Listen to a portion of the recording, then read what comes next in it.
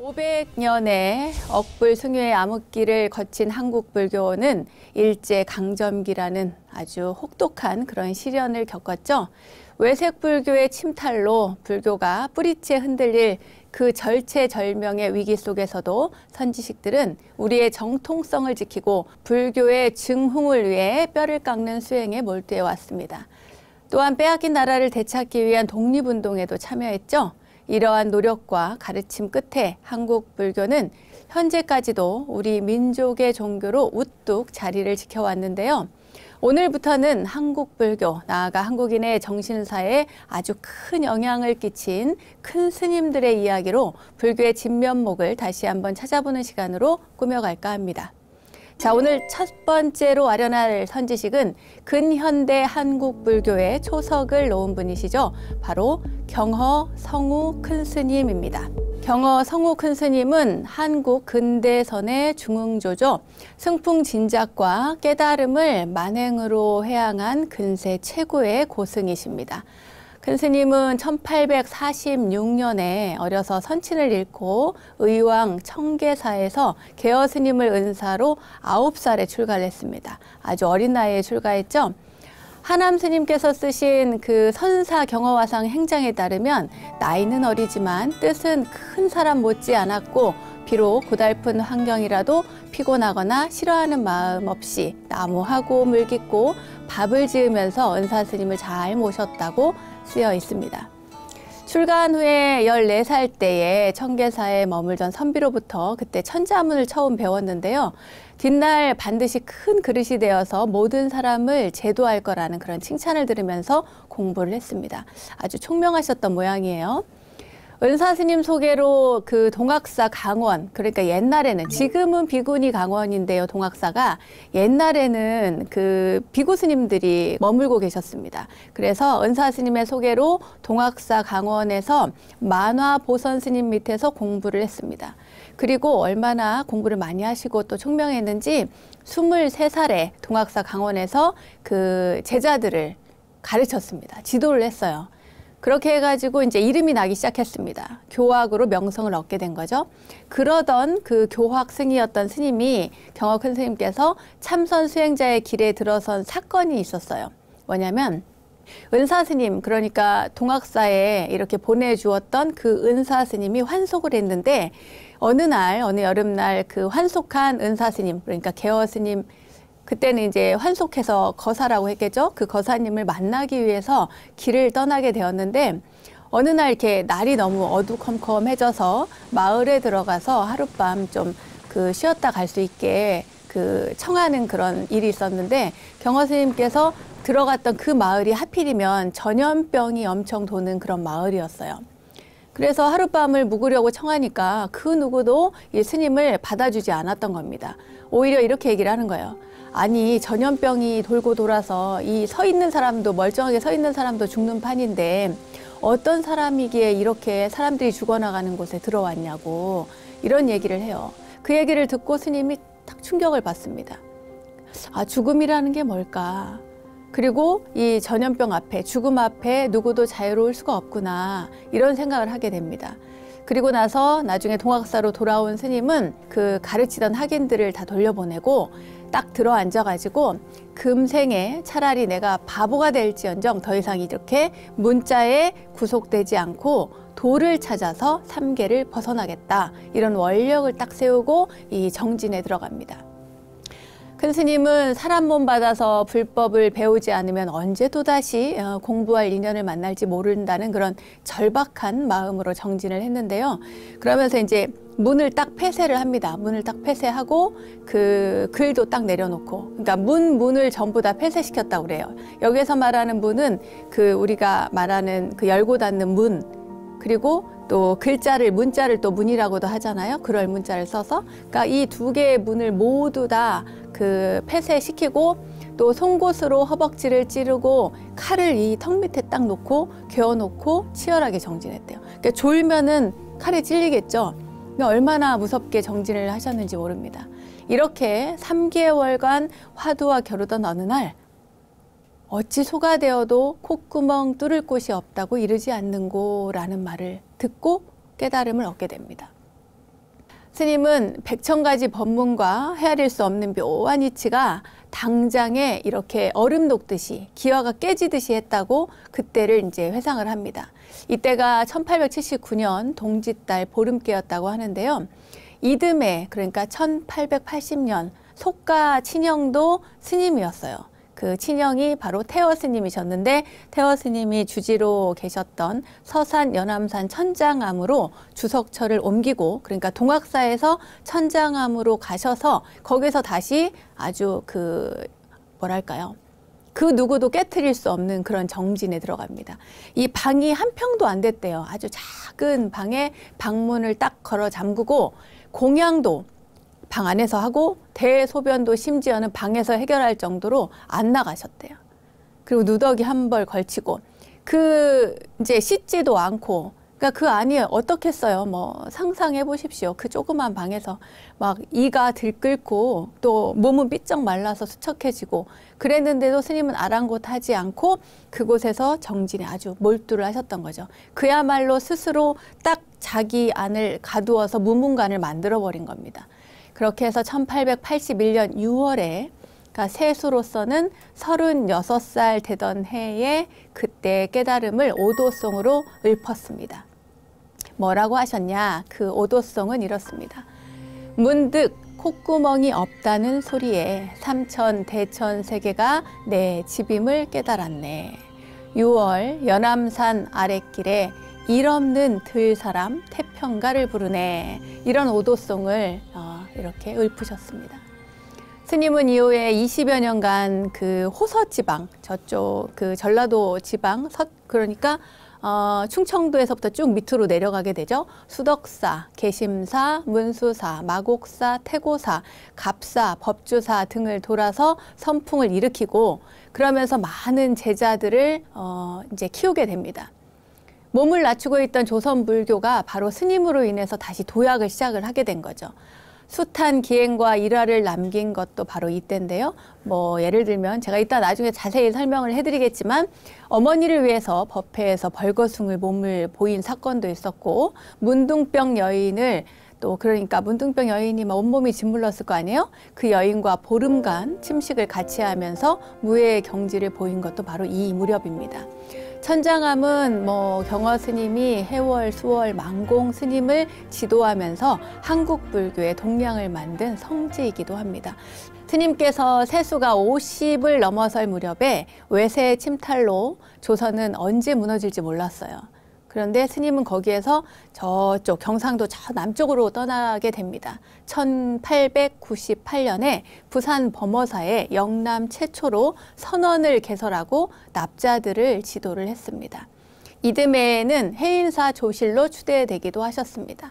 지금 해인 총림에 가면 방장실이요. 퇴설당이라고 하는데 지금 방장 스님이시 원각큰 스님이 그곳에 주석하고 계신데 퇴설당에 계시거든요. 이 퇴설당의 편액이 바로 경허 큰 스님의 친필입니다. 해인사에 가시거든 그 퇴설당 앞에 어떻게 글씨가 쓰여 있는지 경허 스님의 친필이구나 하고 한번 다시 보십시오. 거기까지 못 들어가나? 네. 아무튼 이렇게 해인사에 조실로 계시던 경허 큰 스님은 그 이후에 화엄사, 송광사, 천은사, 백장암, 태안사 등 호남에도 선원을 개설하고 수자들을 지도를 했습니다. 이렇게 참선에 몰두하던 스님이어서 글은 또 이렇게 내려놓고 수행에 정진하셨잖아요. 그런데 큰 스님께서는 1903년에 국한문 혼용으로 된 참선곡을 지으셨습니다. 그리고 또 순 한글로 된 법문곡과 중노릇 잘하는 법을 지으셨어요. 특히나 이 참선곡은 굉장히 유명합니다. 잠시 후에 조금 더 설명을 해드릴게요. 1904년 천장암으로 돌아오신 스님께서는 망공 스님에게 법을 전한 후에 이번에는 북쪽으로 떠나시는데 이 길이 참 뭐랄까요. 그 원효 스님 같은 그런 행적을 갖게 됩니다. 뭐냐 하면 오대산 월정사와 금강산을 거친 스님은 함경도에 있는 서광사에 잠시 머문 뒤에 그 뒤로는 자취를 감췄습니다.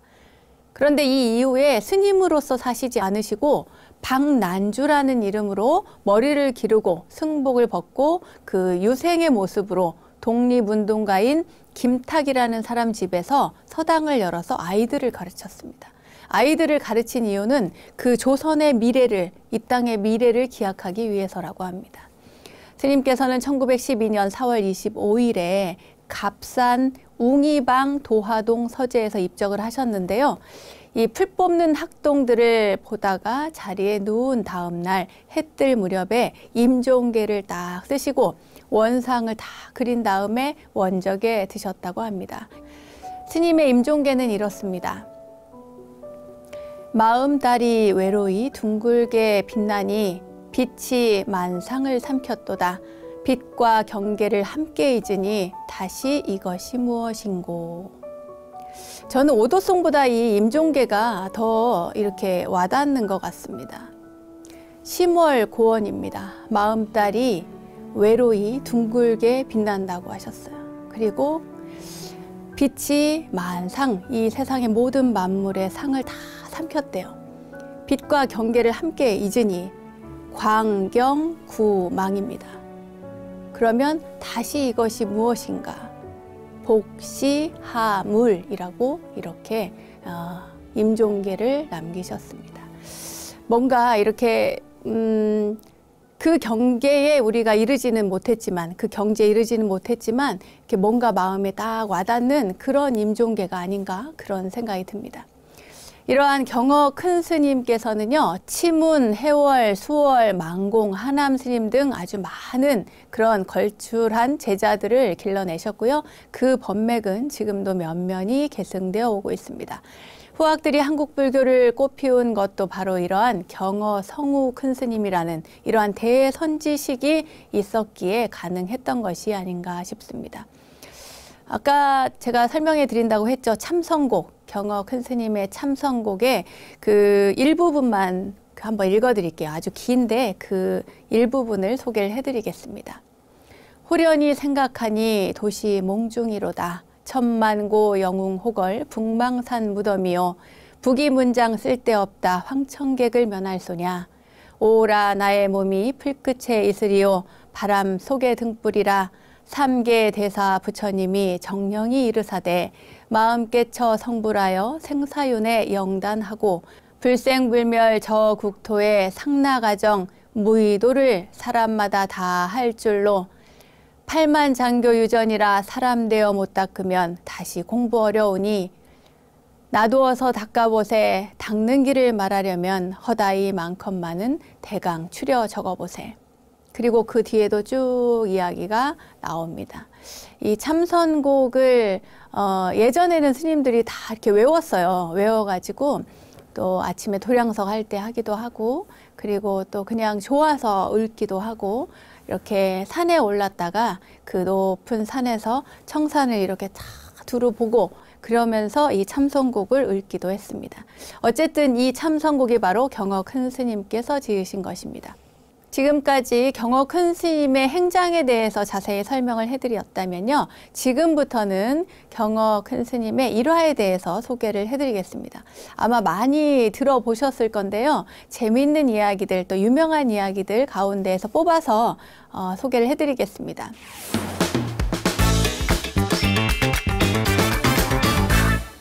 충남 예산에 수덕사라는 곳이 있죠. 수덕사의 경어 스님, 망공 스님의 일화가 전해져 내려오고 있는데 경어 큰 스님하고 제자인 망공 큰 스님, 두 큰 스님께서 그러니까 이제 그때는 망공 큰 스님까지는 아니었고 제자로 그냥 망공 스님 정도였겠죠.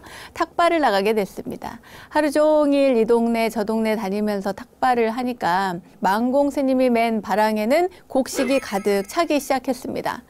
하루 종일 바랑을 메고 안 쉬고 돌아다니다 보니까 스님은 다리가 너무 아픈 거예요. 그래서 그 큰 스님께 너무 힘들다고 이제 이야기를 합니다. 다리도 아프고 스님 짐도 너무 무거워서 이대로는 못 가겠어요. 좀 쉬다 가면 안 될까요? 이렇게 말씀을 드리니까 스님께서 그래? 그럼 우리 저 마을에 가서 쉬자. 이렇게 말씀을 하시는 겁니다. 그래서 두 분은 마을로 향하죠. 그리고는 이제 해질녘이 되니까 하루 일을 마친 그런 뭐랄까 그 집의 거사님들 남자들이 삽이나 곡괭이를 뭐 이제 씻어서 집에 돌아갈 준비를 하고 있었고, 또 여인들은 밥을 짓기 위해서 우물가에서 물을 이렇게 길어서 가고 있었어요. 그러니까 옛날에는 이렇게 물동이에다가 물을 이제 그 채워가지고 머리에 이고 이렇게 집에 가잖아요.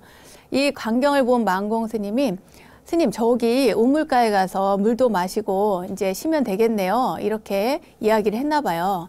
그래서 그때 스님께서 이렇게 가는데 다짜고짜 큰 스님께서 물동이에 물을 이고 가는, 그러니까 양손을 이렇게 물동이에 이었을 거 아닙니까, 여인이? 그런데 큰 스님께서 다가가더니 갑자기 그 여인 입에 입을 쭉 하고 맞추는 거예요. 그러니까 여인이 얼마나 놀랬겠어요. 갑자기 웬 스님이 나타나가지고 입을 쭉 맞추니까 놀래가지고 소리를 지르고 물동이를 떨어뜨려서 박살이 났습니다. 그 소리에 그 삽이나 곡괭이를 이렇게 씻고 있던 그 아저씨들이, 그러니까 남자들이 그 곡괭이 삽을 들고는 이제 쫓아오는 거예요. 저 중놈 잡으라고. 그러니까 이 상황이 너무 어이가 없잖아요. 어이없이 바라보던 만공 스님이 보니까 이미 큰 스님은 주랭랑을 쥐고 있는 거야. 막 도망을 가는 거예요. 그러니까 뒤를 이렇게 쳐다보고 앞을 쳐다보니까 스님은 벌써 도망갔고, 뒤에서는 곡괭이 들고 남자들이 쫓아오니까 어떡해요, 도망가야죠. 그래서 만공 스님은 그 쌀을 메고 죽을 힘을 다해서 막 도망을 칩니다. 막 도망을 가요. 한참을 뛰어서 갔는데 보니까 이제 더 이상 뒤에서 쫓아오는 사람이 없었던 거죠. 숨을 막 헐떡이면서 주저앉아서 앞을 보니까 이미 큰 스님이 누워서 이제 이렇게 넋하니 누워서 계신 거예요. 그러니까 만공 스님 화가 너무 난 거죠, 은사 스님한테. 아니 스님 지금 뭐 하시는 거냐고, 누굴 죽이려고 이러시는 거냐고 이제 막 화를 냅니다. 그러자 그때 경어 큰 스님이요, 뭐라고 하시냐면, 어찌 아직도 다리가 아프더냐?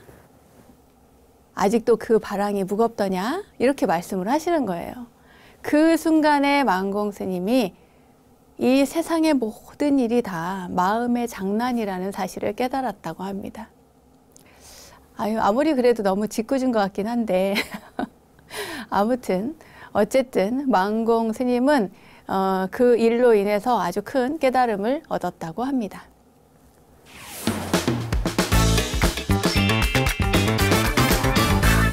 두 번째 이야기 해드릴게요. 이거는 또 어머니를 위한 해탈 법문인데 그야말로 해탈입니다. 해탈 법문. 이 이야기도 굉장히 유명한데요. 천장암에 그 스님이 주석하고 계실 때 어머님이 생신이 되어가지고 어머님을 이제 모시고 있었던가 봐요. 그 어머님 생신을 위해서 스님께서 특별 법문을 하게 됐습니다. 그러니까 이제 큰 스님이 법문을 하신다니까 불자들이 많이 모였을 거 아니에요? 이제 그러고 나서 스님께서 법상에 올라앉아요. 그러더니 스님께서 갑자기 일어나십니다. 법문할 때가 됐는데 일어서시더니 주장자를 한번 탁 하고 내리치는 겁니다. 탁 하고 내리치고, 그럼 이제 사람들이 우리 큰 스님께서 어떤 말씀을 해주시려나 하고 이제 기대를 하고 큰 스님만 이렇게 쳐다보고 있는데 갑자기 스님께서 실금실금 옷을 벗는 거예요. 옷걸음을 풀어서 옷을 벗기 시작합니다. 그래서 이제 겉옷만 이렇게 벗으시나? 이렇게 생각을 하셨나 본데 다들 보니까 스님이 이거 하나 벗고 저거 하나 벗고 위에 벗고 아래 벗고 다 벗으니까 그 자리에 있던 보살님들이 막 너무 놀래가지고 큰 스님이 갑자기 옷을 다 벗으니까요. 막 소리를 지르면서 막 뛰쳐나갑니다. 아니 그 자리에 누가 있어요? 어머니도 있잖아요. 어머니 생신이시니까 어머니도 놀래가지고 우리 경호가 실성을 했구나. 세상에 이런 망측한 짓을 내 눈앞에서 하다니 기가 막혀가지고 어머님도 너무 어이가 없어 하는 거예요. 그러더니 이제 다들 도망갔을 거 아닙니까? 그제서야 스님이 다시 옷을 주워 입습니다. 다 입고 그 다음에 주장자를 딱 3번을 탁 이렇게 3번을 탁 내리치고는 그때 말씀을 하십니다. 주로 이제 어머님께 이야기를 했겠죠. 어머니 품에 안겨서 어머니의 젖을 내 손으로 만지고 입으로 빨면서 제가 자랐고, 어머니는 나를 벗겨 씻기고 또 귀엽다고 만지고 예쁘다고 그렇게 주무르셨어.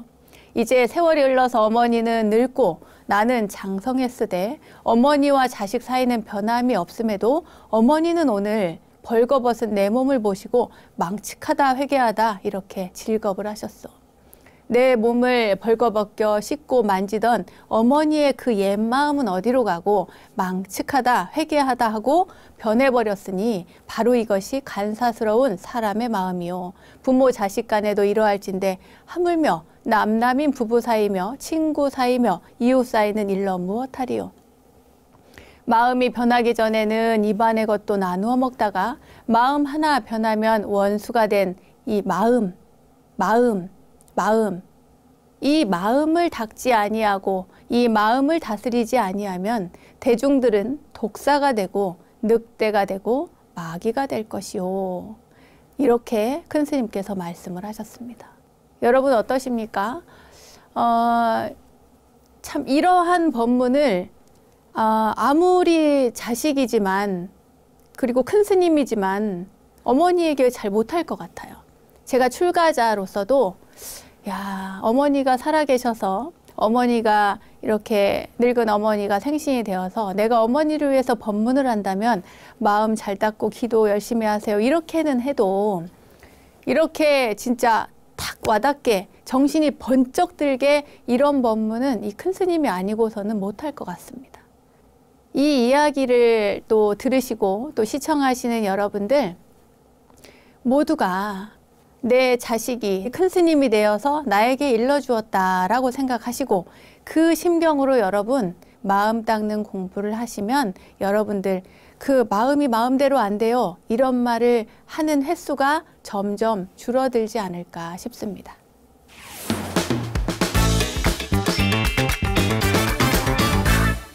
다음은요. 어떤 여인과의 일화를 소개를 해드리겠습니다. 아주 몹시 추운 어느 겨울날이었어요. 뭐 이제 밤이었을까요? 산속에는요 밤이 일찍 찾아옵니다. 더 빨리 그 해가 지거든요. 그리고 막 너무 춥죠. 찬바람이 매섭게 막 몰아치고 눈보라가 휘몰아치는데 그때 천장암에 스님이 계셨는데 천장암 스님 방에 누가 옵니다. 누가 문을 이렇게 막 두드려요. 그러니까 스님이 아니 이 추운 겨울날 밖에 누구냐 이래요. 나온 말이 없어요. 그래서 이제 문을 열어봤더니 보자기로 얼굴을 이렇게 가리고 눈만 살짝 내놓고 어느 여인이 이렇게 서 있습니다. 그러면서 막 오들오들 떨고 있어요. 너무 추워서요. 얼어 죽을 것 같습니다. 잠시만 방에 들어가게 해주십시오. 라고 사정을 하는 거예요. 그 큰 스님 방에 가서. 그러더니 스님이 그 여인을 보고는 그 여인을 방에 들입니다. 그때 당시에 큰 스님은 참고로 나이가 세수가 50이었어요. 50. 그러니까 저 정도 됐다고 생각하시면 됩니다. 그런데 때마침 그 광경을 누가 보냐면 절에서 가장 나이가 어린 동자승이 봅니다. 근데 이 동자가 이렇게 보고는 깜짝 놀래요. 어린 마음에 왠지 아니 큰 스님 방에 왜 여인이 들어갔으니까. 이제 그래가지고 이걸 얘기를 해야겠다 싶어가지고 만공 스님한테 쪼르르 가가지고 다 일러줘요. 막 일러줘. 스님 있잖아요 하면서 큰 스님 방이에요. 저거 이렇게 들어 얘기를 한 거예요. 그러니까 설마 하면서도 그런가 해서 이제 만공 스님께서 가봅니다. 큰 스님 방에 가보니까 세상에 동자 말이 사실이었던 거예요. 너무 기가 막히죠.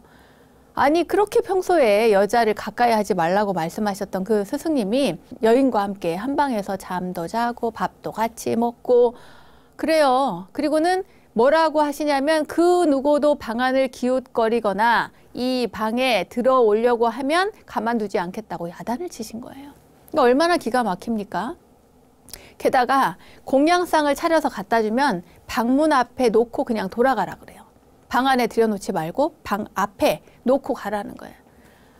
아니 그러니까 이제 천장암이 난리가 났죠. 한 열흘쯤 지나니까. 소문이 막 일파만파 커진 겁니다. 그러니까 이대로는 더 이상 큰 스님이어도 그냥 둘 수가 없다. 그래가지고 이제 사부 대중들이 대중공사라고 합니다. 대중회의를 열어서 이 경허 큰 스님과 그 여인을 천장암에서 내쫓기로 결정을 합니다. 그래가지고 이제 수백 명의 사람들이 그야말로 뭐 신도님들까지 다 왔겠죠. 큰 스님이고 뭐고 여인을 가까이 하는데 뭔 큰 스님이야? 이래가지고 이제 몰려들어서 큰 스님 방 앞에 딱 모여가지고 당장에 그 여인을 방에서 나오게 하고 큰 스님께서는 천장함에서 나가십시오 라며 이렇게 이야기를 한 거예요. 큰 소리로. 그게 이제 대중이 찾아와서 나가라고 하니까 큰 스님께서 이제 드디어 방문을 열어요. 그리고는 여인이 먼저 나옵니다. 보자기로 얼굴을 감춘 여인이 나와요. 나와서 사람들 앞에 섭니다.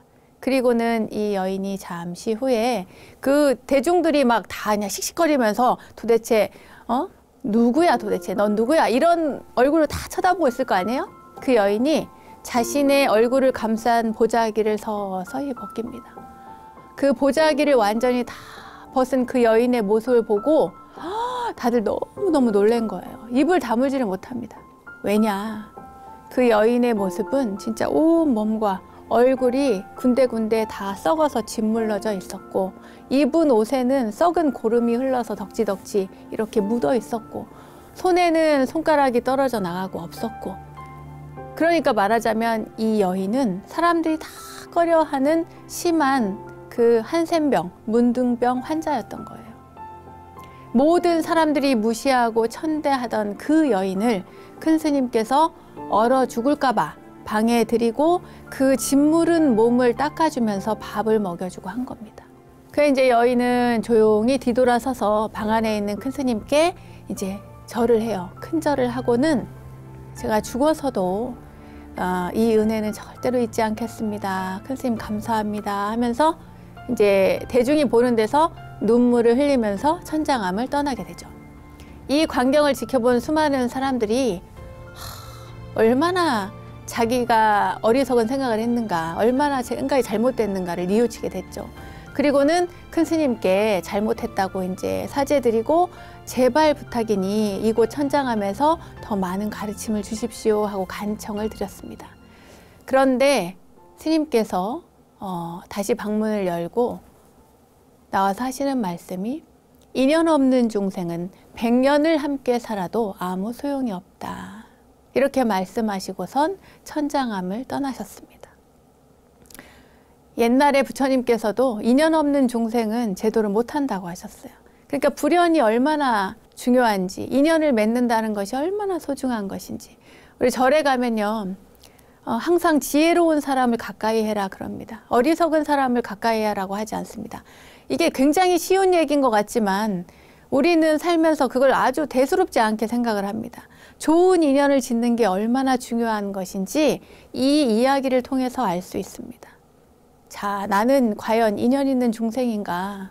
불연이 있는 중생인가? 절에는 단이나 불연이 없을 수도 있습니다. 그냥 몸만 왔다 갔다 하고 맨날 우리 자식 잘 되게 해주세요만 비는 그런 인연은 그거는 좋은 불연이라고 할 수가 없습니다. 내 마음을 잘 다스리는 그런 불연이 진정한 불연입니다. 자, 이렇게 해서 큰 스님의 일화 3가지를 말씀드렸습니다.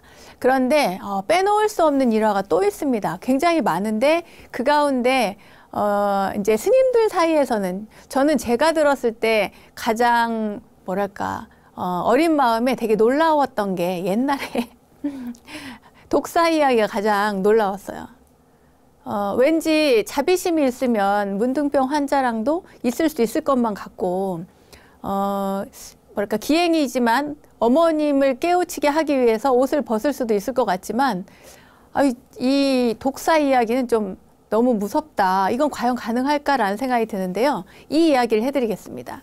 큰 스님께서 천장암에 계실 때인데요. 어느 여름날입니다. 여름날. 여름에는요. 그 산사에는 그 뱀이 많아요. 그래가지고 뱀이 그 방 안에 들어오기도 합니다. 근데 제자 망공 스님이 어느 날 밤에 등불을 켜들고 방에 들어가 봤더니 큰 스님께서 누워 계신 거예요. 보통은 잘 안 누워 계신데 누워 계십니다. 그래가지고 왜 이렇게 누워 계시나 싶어서 불빛을 이렇게 비춰봤더니 큰 스님 배 위에 독사가 또아리를 틀고 있는 거예요. 그래가지고 이제 망공 스님께서 너무 놀라가지고 소리를 지르는 거예요. 깜짝 놀라가지고. 그래가지고 스님 가만히 계세요. 스님 배 위에 지금 독사가 앉아 있습니다요. 스님 움직이지 마세요. 이랬는데 스님께서 담담하게 대답을 하신 겁니다. 냅둬라. 실컷 놀다가 그냥 가게 그냥 냅둬라 이렇게 말씀을 하신 거예요. 저는 이게 굉장히 충격이었습니다. 제가 어렸을 때 이 큰 스님 일화들을 보았을 때 야, 독사가 배 위에 있는데 냅둬라 그냥 지 알아서 가게 이렇게 어떻게 말할 수 있을까. 저는 뭐 큰 스님 아니라 큰 스님 할아버지도 이렇게는 못할 것 같은 생각이 들었어요. 만공 스님은 어쩔 줄 몰라서 쩔쩔 매고 있는데 그리고 나서 이제 독사가 스스로 이제 또아리를 풀고 슬슬 배 위에서 내려가서 뒷문으로 사라졌대요. 나중에 이 경어 큰 스님께서 만공 스님께 말씀하시기를 이런 일을 당했을 때 적어도 마음에 조금도 동요됨이 없어야 바로 공부가 되는 거다 이렇게 이야기를 하셨답니다. 온화하고 자상한 자비와 청렴하고 검소한 가풍을 가져서 대도인으로 칭해지는 근현대의 고승이신 바로 경봉 큰 스님이십니다. 이 경봉 큰 스님께서는요 1892년 경남 밀양에서 태어나셨어요. 7살 때부터 한학자였던 강달수 옹액에서 한학을 공부하셨고 그러니까 사서 삼경 이런 것들을 배우셨겠죠.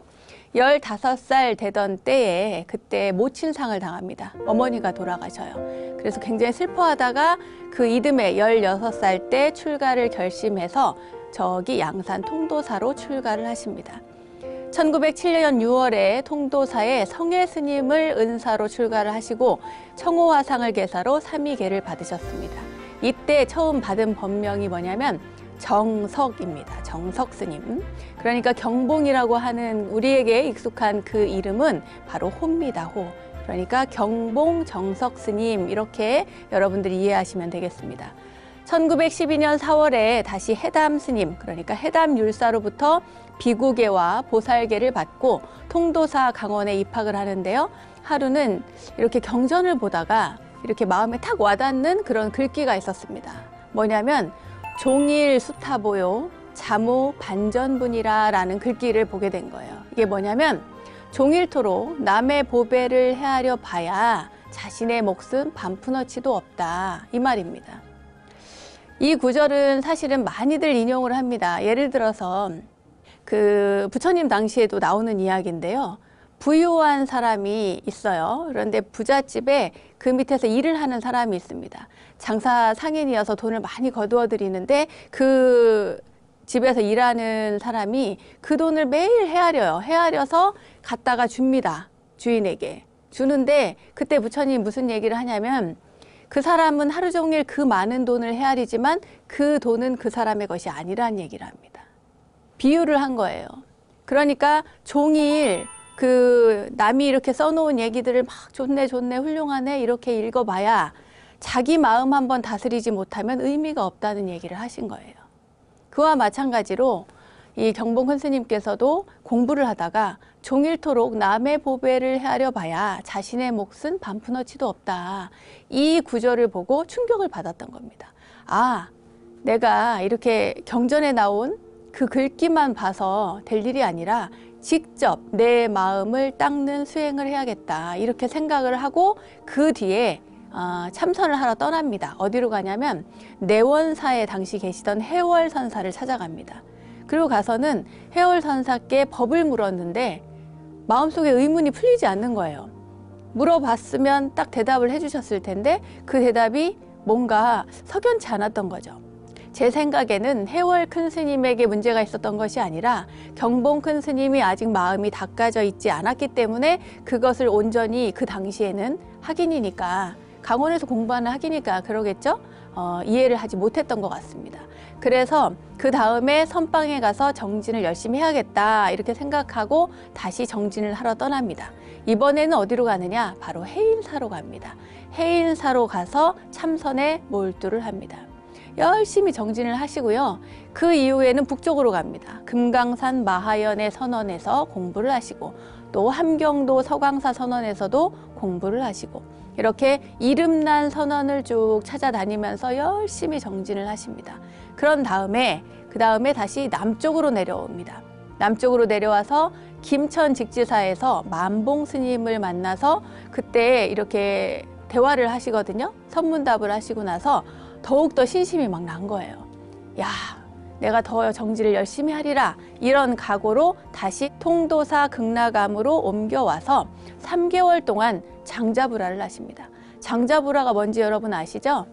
눕지 않는 거예요.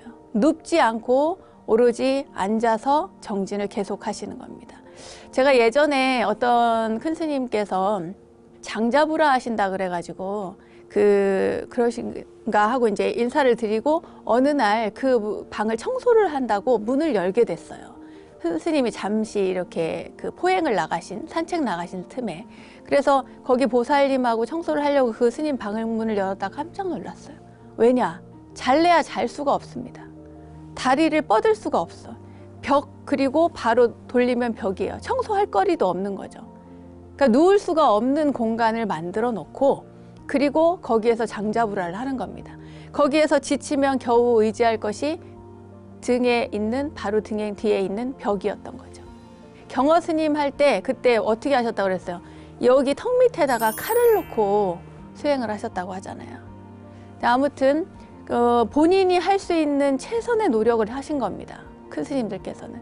장자불화를 경봉 큰 스님께서도 그렇게 계속 하셨다는 겁니다. 그러다가 1927년 통도사 극락암에서 그때 당시 화엄살림 법회를 하던 중이었대요. 그러니까 큰 스님께서 법주가 되시기도 하고 설주가 되시기도 하고, 그러니까 그 법문을 하시던 그런 일들을 다 포괄하는 와중에도 불철주야 정진을 하다가 드디어 어느 경지에 딱 이르르셨던 거예요. 그런데 그것을 내색하지 않으시고 계속 더 정진을 하십니다. 이후에 11월 20일 새벽에 방 안에 켜둔 촛불, 그때 당시만 해도 지금처럼 전기불이 아니잖아요.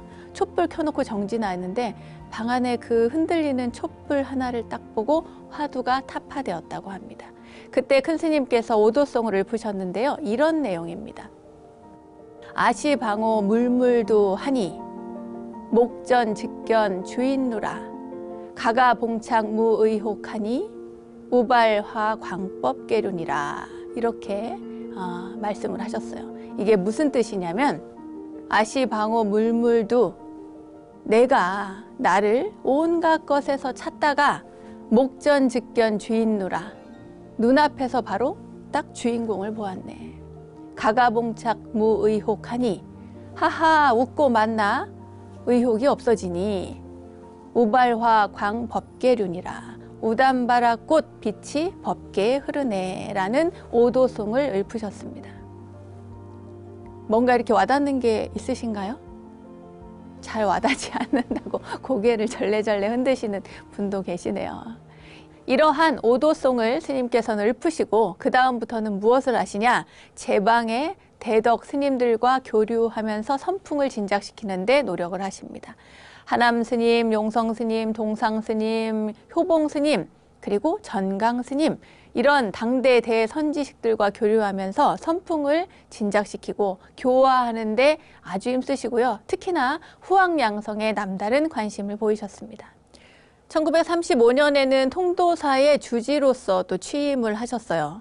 이렇게 참선만 하신 분이 아니고 주지 소임도 사셨습니다. 그리고 1941년에는 조선불교 중앙설리참구원, 말이 길죠? 쉽게 말해서 선학원입니다. 선학원. 그 선학원 이사장을 역임하시다가 1949년에 다시 통도사의 주지로 가십니다. 재임을 하신 거예요. 1953년에는 통도사 조실로서 이렇게 추대가 되는데, 이후에 동아사와 내원사의 조실을 겸하면서 이 납자들을 계속 많이 만나고 제접하면서 그 선풍을 진작시키는 데 크게 힘을 쓰셨습니다.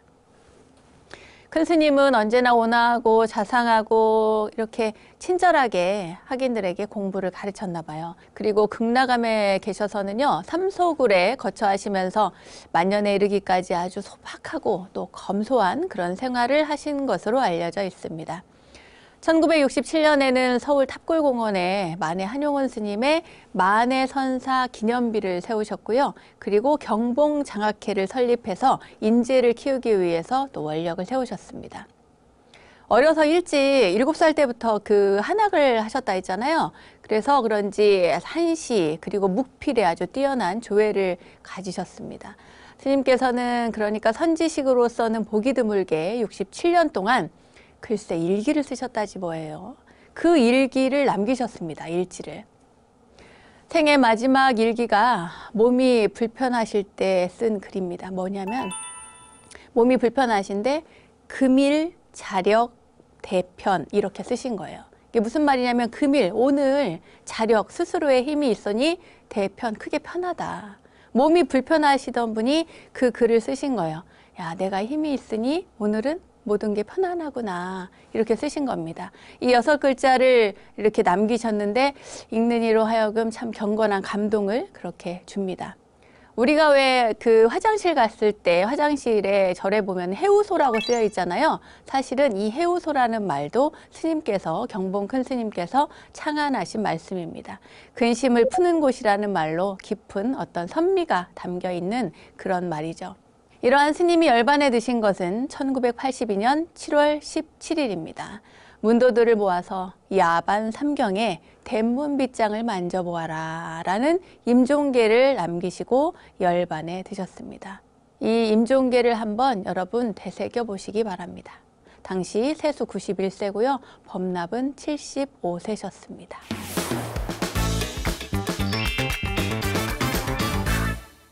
이제부터는 경봉 큰 스님의 그 법문 그리고 일화들을 이야기를 해드릴 건데요. 큰 스님 말씀 중에 멍텅구리 법문이라는 것이 있습니다. 멍텅구리. 이 멍텅구리 법문이 뭘까? 모두가 다 멍텅구리라는 걸까? 잘 들어보십시오. 제가 쭉 그냥 읽어드릴게요.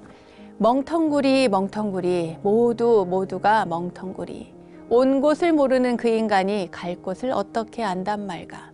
온 곳도 갈 곳도 모르누나 그것도 저것도 멍텅구리 멍텅구리. 올 때는 빈손에 왔으면서 갈 때 무엇을 가져갈까? 공연한 탐욕을 부리누나 그것도 저것도 멍텅구리 멍텅구리. 100년도 못 사는 그 인생이 1000만년 죽지를 않을 것처럼 끝없는 걱정을 하는구나. 그것도 저것도 멍텅구리 멍텅구리. 세상에 학자라 하는 이들 동서의 모든 걸 안다 하네. 자기가 자기를 모르누나 그것도 저것도 멍텅구리 멍텅구리. 멍텅구리 멍텅구리 모두가 멍텅구리 멍텅구리.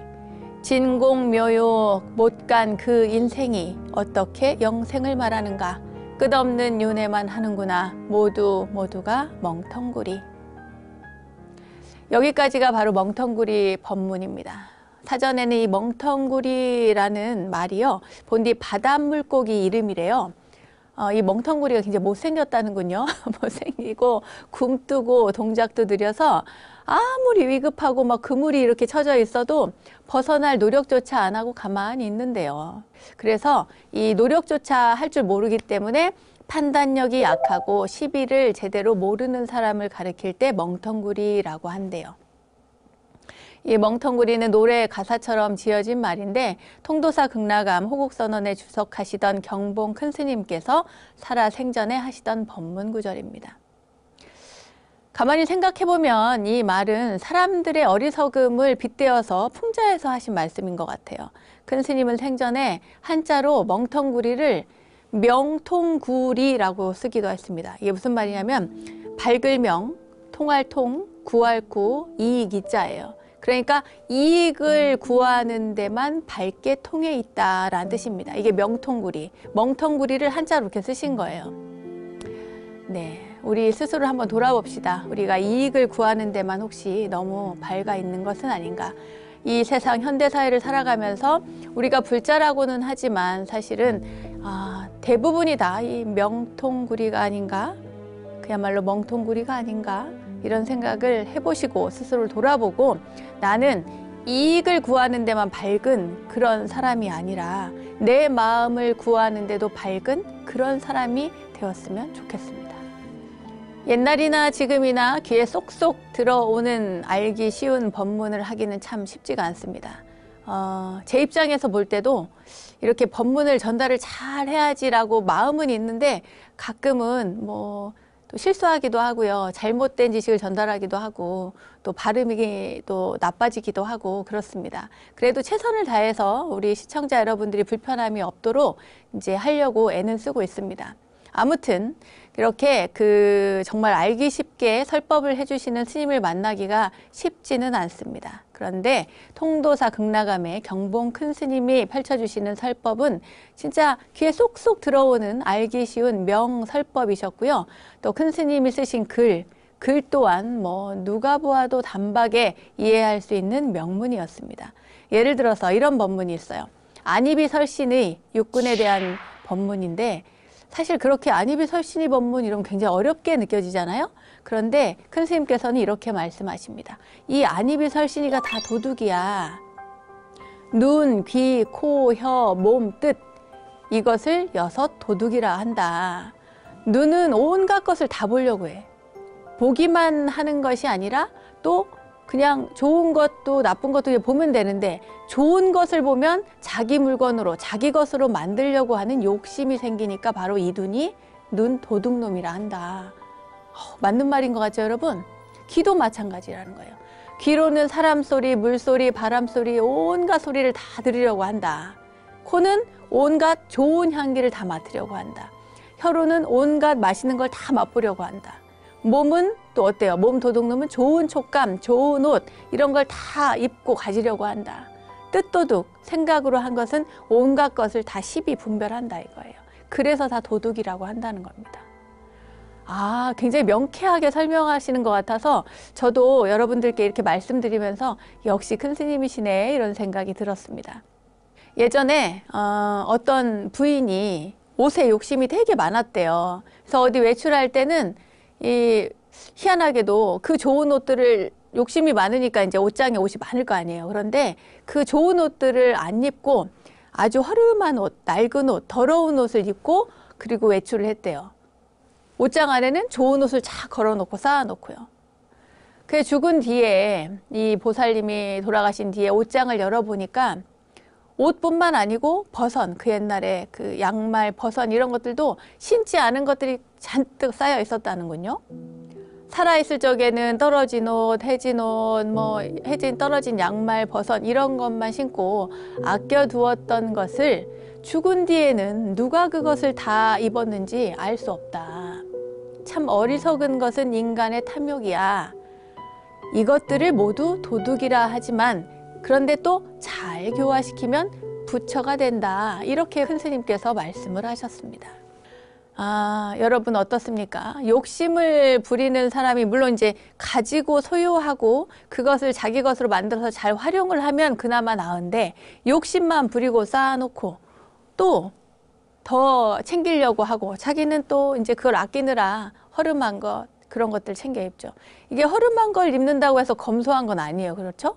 안에다가 잔뜩 쌓아놓고 겉으로만 허름해 보이는 거니까. 이럴 때 우리 그런 얘기 하죠. 아끼다가 뭐 된다. 그런 얘기 하잖아요. 죄송합니다. 다음 이야기로 넘어갈게요. 어느 날 통도사 극락암에 찾아온 신도가요. 큰 스님께 이렇게 여쭈었습니다. 우리 같은 중생들은 그놈의 돈 때문에 울고 웃고 한평생을 돈의 노예가 되어 살고 있는데 말씀입니다. 스님께서는 이 돈을 어떻게 보고 계십니까? 이렇게 물었대요. 그러니까 큰 스님께서 돈을 어떻게 보느냐? 나는 돈을 관세음보살로도 보고 마구니로도 보고 그렇지. 이렇게 말씀을 하신 거예요. 그러니까 이제 오신 분이 거사님이 돈이 관세음보살님도 되고 마구니도 된다고요? 이렇게 또 물었어요. 그러니까 큰 스님이 그래, 병든 사람에게 약을 사 먹이면 그 돈은 관세음보살님이고 굶고 있는 사람에게 양식을 사다 먹이면 그런 돈은 바로 관세음보살인기라. 그리고 호화 방탕 하는데 돈을 펑펑 쓰고 도박, 노름하는데 펑펑 쓰고 그 돈을 차지하려고 속이고 때리고 죽이고 하니 그런 돈은 마구니가 되는 게야. 그러니까 그 거사님이 그제서야 예, 그래서 관세음보살님도 되고 마구니도 된다. 그런 말씀이시네요. 이렇게 얘기를 한 거예요. 그러니까 큰 선생님께서 한마디로 해서 돈을 잘 쓰면 관세음보살이요. 돈을 잘 못 쓰면 마구니인 게야. 이렇게 말씀을 하셨대요. 이 경봉 큰 스님께서 옛날 어느 선비가 지었다는 돈 타령을 그리고 나서 신도들에게 들려주셨다고 합니다. 여러분 돈 타령이라는 거 아세요? 아시는 분들도 있을 건데 자 들려드릴게요. 돈이란 무엇이던고 천하를 주행해도 어디든 환영이네. 나라와 집을 일으키는데 그 힘이 막중하고 갔다간 돌아오고 왔다가도 또 나가며 산 것을 죽이고 죽은 것도 살리네. 구차히 구하려면 장사 힘으로도 안 되고 잘만 쓰면 논무지랭이도 명사가 되네. 부자는 잃을까 겁내고 가난뱅이는 얻기가 소원이니 이것 때문에 얼마나 많은 사람이 백발이 되었던고. 이렇게 스님께서 돈 타령을 아마 굉장히 구성지게 하셨을 것 같은데요. 저는 여기까지가 한계입니다. 아무튼 이 돈 타령을 듣고 그 사람들이 아이고 마 스님 참말로 그렇네요. 그럴듯하네요. 이렇게 이야기를 했대요. 그래서 큰 스님이 그러니까 너희들은 마 돈을 항상 부처님으로 알고 좋은 일에 잘 쓰고 살아야 하는 기라. 내 말 알겠지? 이렇게 말씀을 하셨대요. 두 가지 법문을 이렇게 전해드렸는데요. 먼저 그 육군 안입의 설신이에 대한 법문도 사실은 우리가 그거를 뭐 교학적으로 풀려고 들으면 굉장히 어렵고 난해하게 받아들여지는데 이렇게 큰 스님처럼 쉽게 야 눈이 도둑이야 이렇게 이야기를 해주면은 아 그렇지 좋은 것만 보려고 하고 또 본 것은 가지려고 하고 다른 마음을 자꾸 일으키니까 그것이 바로 도둑이라 이거예요. 이런 식으로 이야기를 하셨는데 참 쉽기도 쉽고 우리가 일상에서 적용하는 데도 어려움이 없을 것 같습니다. 그러니까 우리가 너무 이 몸이 원하는 것에 속으면 안 돼요. 해달라는 대로 다 해주면 안 됩니다. 그리고 돈도 마찬가지죠. 돈은 돈 타령에도 나옵니다. 돈을 쫓으면 계속 쫓으면 더 멀리 도망갑니다. 돈을 가지려고 애를 쓰면 돈은 항상 도망가요. 어떻게 해야 돼요? 돈이 생기면 적은 돈도 잘 쓰면 관세음보살님처럼 잘 쓰면 그러면 그것이 복이 되어서 다시 들어옵니다. 그리고 잘못 쓰면 뭐라고 하셨어요? 마군이라고 말씀을 하셨죠. 돈을 허투루 쓰는 경우도 있어요. 사치야에서 쓰는 경우도 있고 또 잘못된 생활 방식으로 뭐 도박을 한다거나 게임을 한다거나 이런 것으로 계속 쓰게 되면 그러면 그 돈은 마구니가 된다는 겁니다. 자, 여러분들 한 달에 수입이 얼마가 되었든지 간에 그 돈의 일부분은 반드시 관세음보살님처럼 관세음보살님으로 그렇게 꼭 쓰시기 바라겠습니다. 다음 일화 전해드릴게요.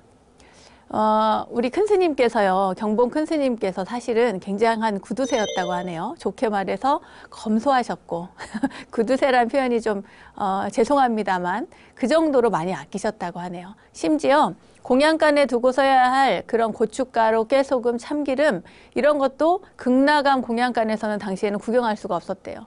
고춧가루 통, 깨소금 통은 말할 것도 없고 참기름 병까지 조실 스님이 당신 방 벽장에 넣어두고 그날 필요할 때만 잠시 꺼내주고 관리를 하셨다는군요.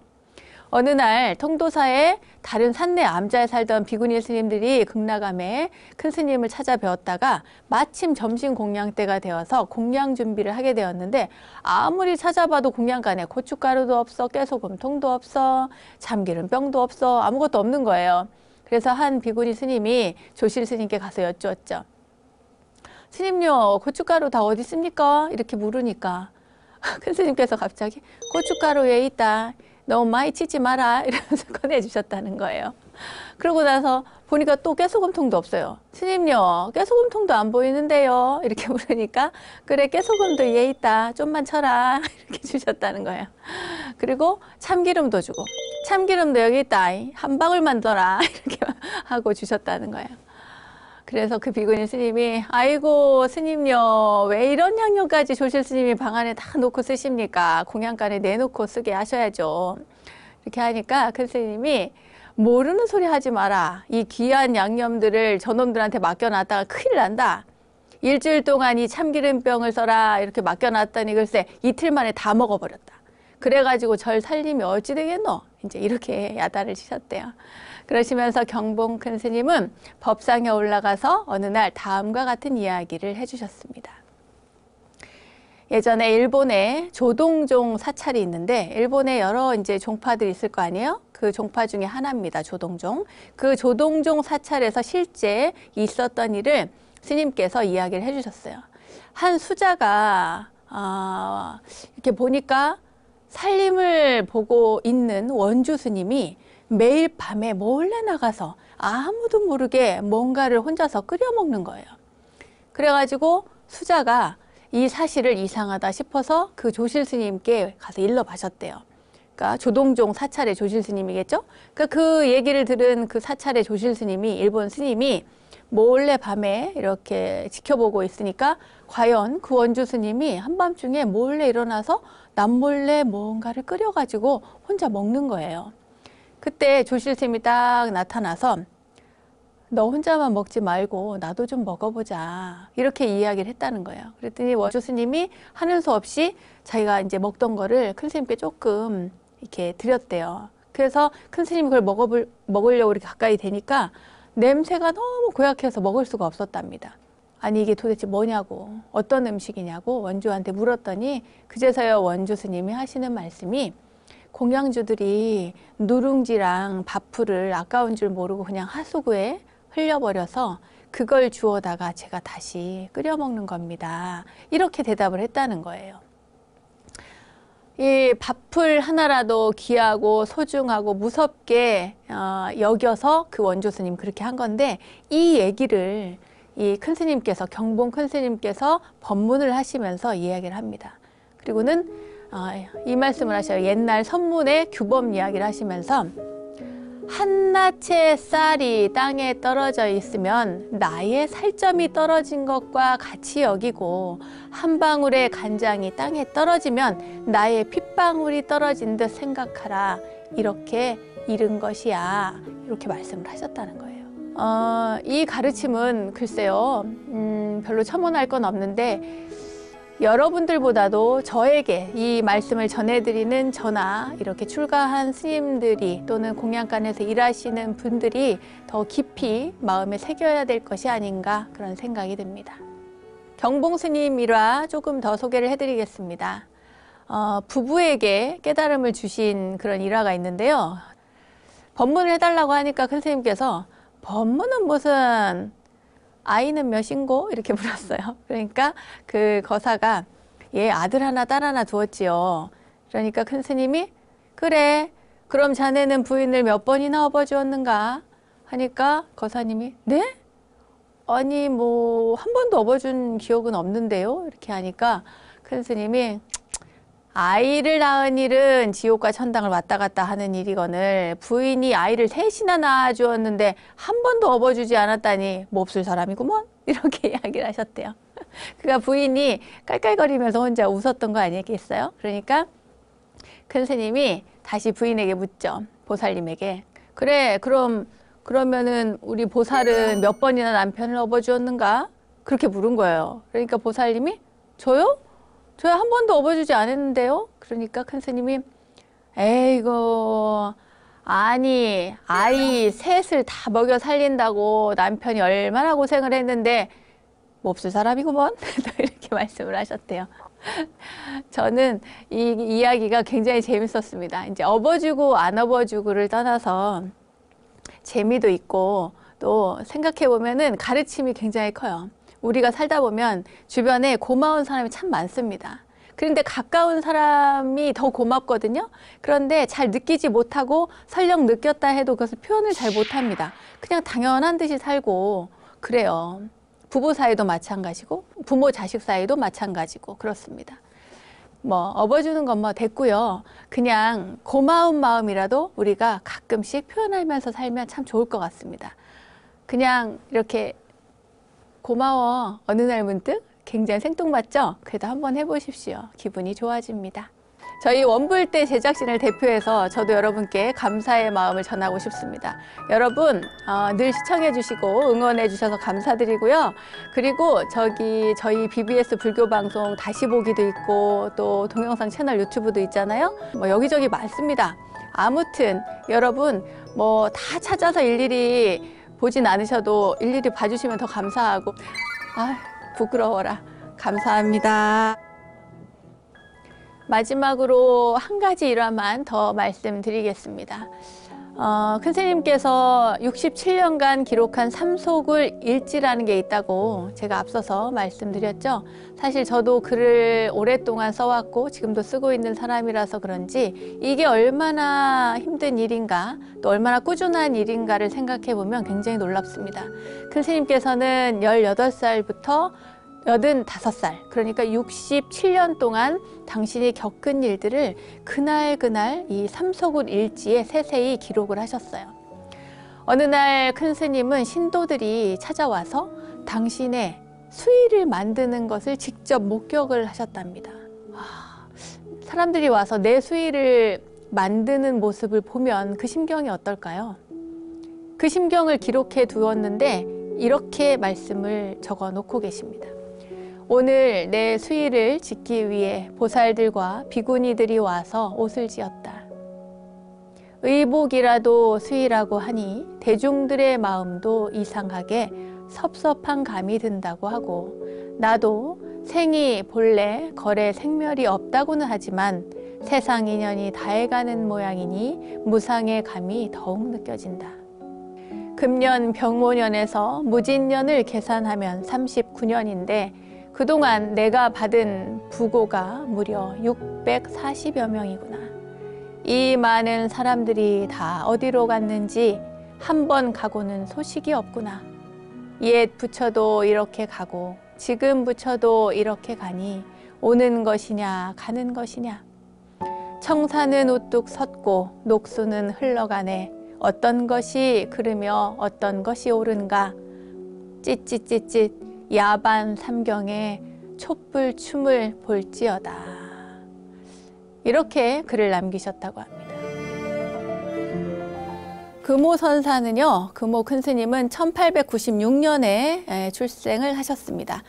스님은 어릴 적에 아주 영특하셨대요. 똑똑했나 봐요, 굉장히. 마을의 아이들과는 또 다른 그런 남다른 사고를 가지고 있었는데 뭐 무슨 일을 하든지 언제 어느 때건 약간 뭐랄까 고집이 좀 세다 이렇게 세다는 느낌을 갖게 하고 또 생각도 아주 깊었다고 합니다. 그리고 시골에서 아무리 공부를 잘해도 그때 당시는 이제 그 일본이 이렇게 우리나라를 강제적으로 이렇게 점유하고 있을 때였으니까요. 조선인으로서는 나중에 크더라도 결코 출세를 보장받을 수 없다. 이런 사실을 일찍부터 알았다고 합니다. 이런 이야기가 있어요. 하루는 공부를 열심히 해야 되는데 공부를 안 한다는 이유로 형에게 혼났습니다. 매를 맞았는데 그때 이 어린 스님이 이야기하기를 아니 그까짓 거 글 공부한다고 해서 뭐 하냐고 쓸데도 없는데 이렇게 따지고 들었다는 이야기가 있습니다. 아무튼 일제강점기에 변변한 교육기관 하나 없는 그 강진의 시골 마을에서 그것도 인생의 성공을 보장받을 수 없는 조선인이 그렇게 공부를 열심히 해서 매달린다고 하는 것이 아주 탐탁지 않았던 모양이에요, 스님은. 그래서 1911년 초가을 어느 날입니다. 이거저거 따지고 고민하다가 백년사를 가게 되는데 강진의 백년사 여러분 가보셨죠? 아주 아름다운 사찰인데 그때 나이가 14살이었대요. 14살에 백년사를 갔다가 백년사에서 한 스님을 만나게 됩니다. 이 백년사의 스님께서요, 이 어린 소년에게 인생에 대한 큰 화두를 주셨다고 합니다. 그러면서 네 인생에 대해서 그 해답을 던져줄 수 있는 사람은 저기 금강산 마하연에 있는 도암선사뿐이다. 그러니 그 고승을 찾아가라. 이렇게 이야기를 했대요. 그렇게 해서 스님은 결국 가족들의 만류를 뿌리치고 떠납니다. 그때 나이가 16살 되던 해래요. 그러니까 16살에 금오 스님이 되시는 거죠. 출가를 해서. 근데 이 생각을 해보세요. 강진이 어디입니까? 저쪽 남쪽 끝이잖아요. 거기에서 그 개나리 보찜 그거 달랑 하나 메고 저기 금강산 마하연에 있는 선원까지 걸어서 갑니다. 무려 3개월이 넘게 걸리는데 16살 소년이 걸어서 석 달 열흘 만에 그곳에 가게 됩니다. 여러분 생각을 해보세요. 석 달 열흘 보통의 의지로는 가기 어렵습니다. 근데 옛날에는 출가하러 갈 때 대중교통이 있어도 그 걸어서 가시는 분들이 있었어요. 그리고 또 뭐 그렇다고 지금 아예 없는 건 아닙니다. 저도 언제지? 한 몇 년 전에 들은 얘기인데 해인사에 출가를 하러 가는 그 젊은 스님이, 그러니까 행자가 출가를 하러 가는데 해인사까지 걸어가겠다는 거예요. 그래서 제가 말렸죠. 가면 얼마나 고생을 하는데 여기서 미리부터 걸어서 가냐, 해인사까지. 서울에서 해인사 거리가 얼만데 제가 말렸거든요. 그런데 그 굳은 의지로 한번 가보겠다고, 그래서 갔습니다. 가가지고 정말 출가를 했어요. 그래서 나중에 몇 년이 지난 뒤에 제가 만났는데 그래, 그때 그렇게 걸어서 가니까 어떻느냐고 물어봤죠. 물어봤더니 정말 너무 힘들어 죽을 뻔했대요. 그러나 다만 내가 출가의 의지를 가지고 거기까지 걸어서 갔다는 그것은 평생 남습니다. 이렇게 이야기를 하더라고요. 평생 남을 것 같대요. 아무튼 16살에 걸어서 석 달 열흘 만에 그야말로 천신만고 끝에 그 금강산 마하연에 이 금오 스님이, 그러니까 행자가 도착을 합니다. 그러니까 제자 되기를 청하죠. 가서 누구? 도암 선사에게. 그런데 이 도암 선사께서요, 이 어린 행자에게 한 달 안에 그 뗄감을 100단을 하라고 시켰어요. 그 뗄감 100단을 나무를 해오면 그때 제자로 삼겠다. 한 달 동안 그렇게 하라 이거예요.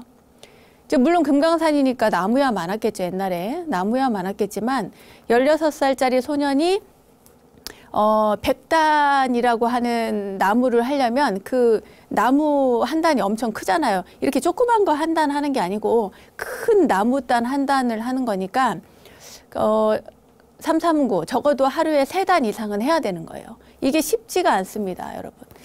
아무튼 그렇게 이제 나무를 하라고 100단을 하라고 이제 시켰는데 고향에서 뭐 어린 소년이 무슨 일을 했겠어요. 서당에 다니다가 출가를 했는데 더군다나 일을 많이 했다고 쳐도 16살이 일을 했으면 뭐 얼마나 했겠습니까?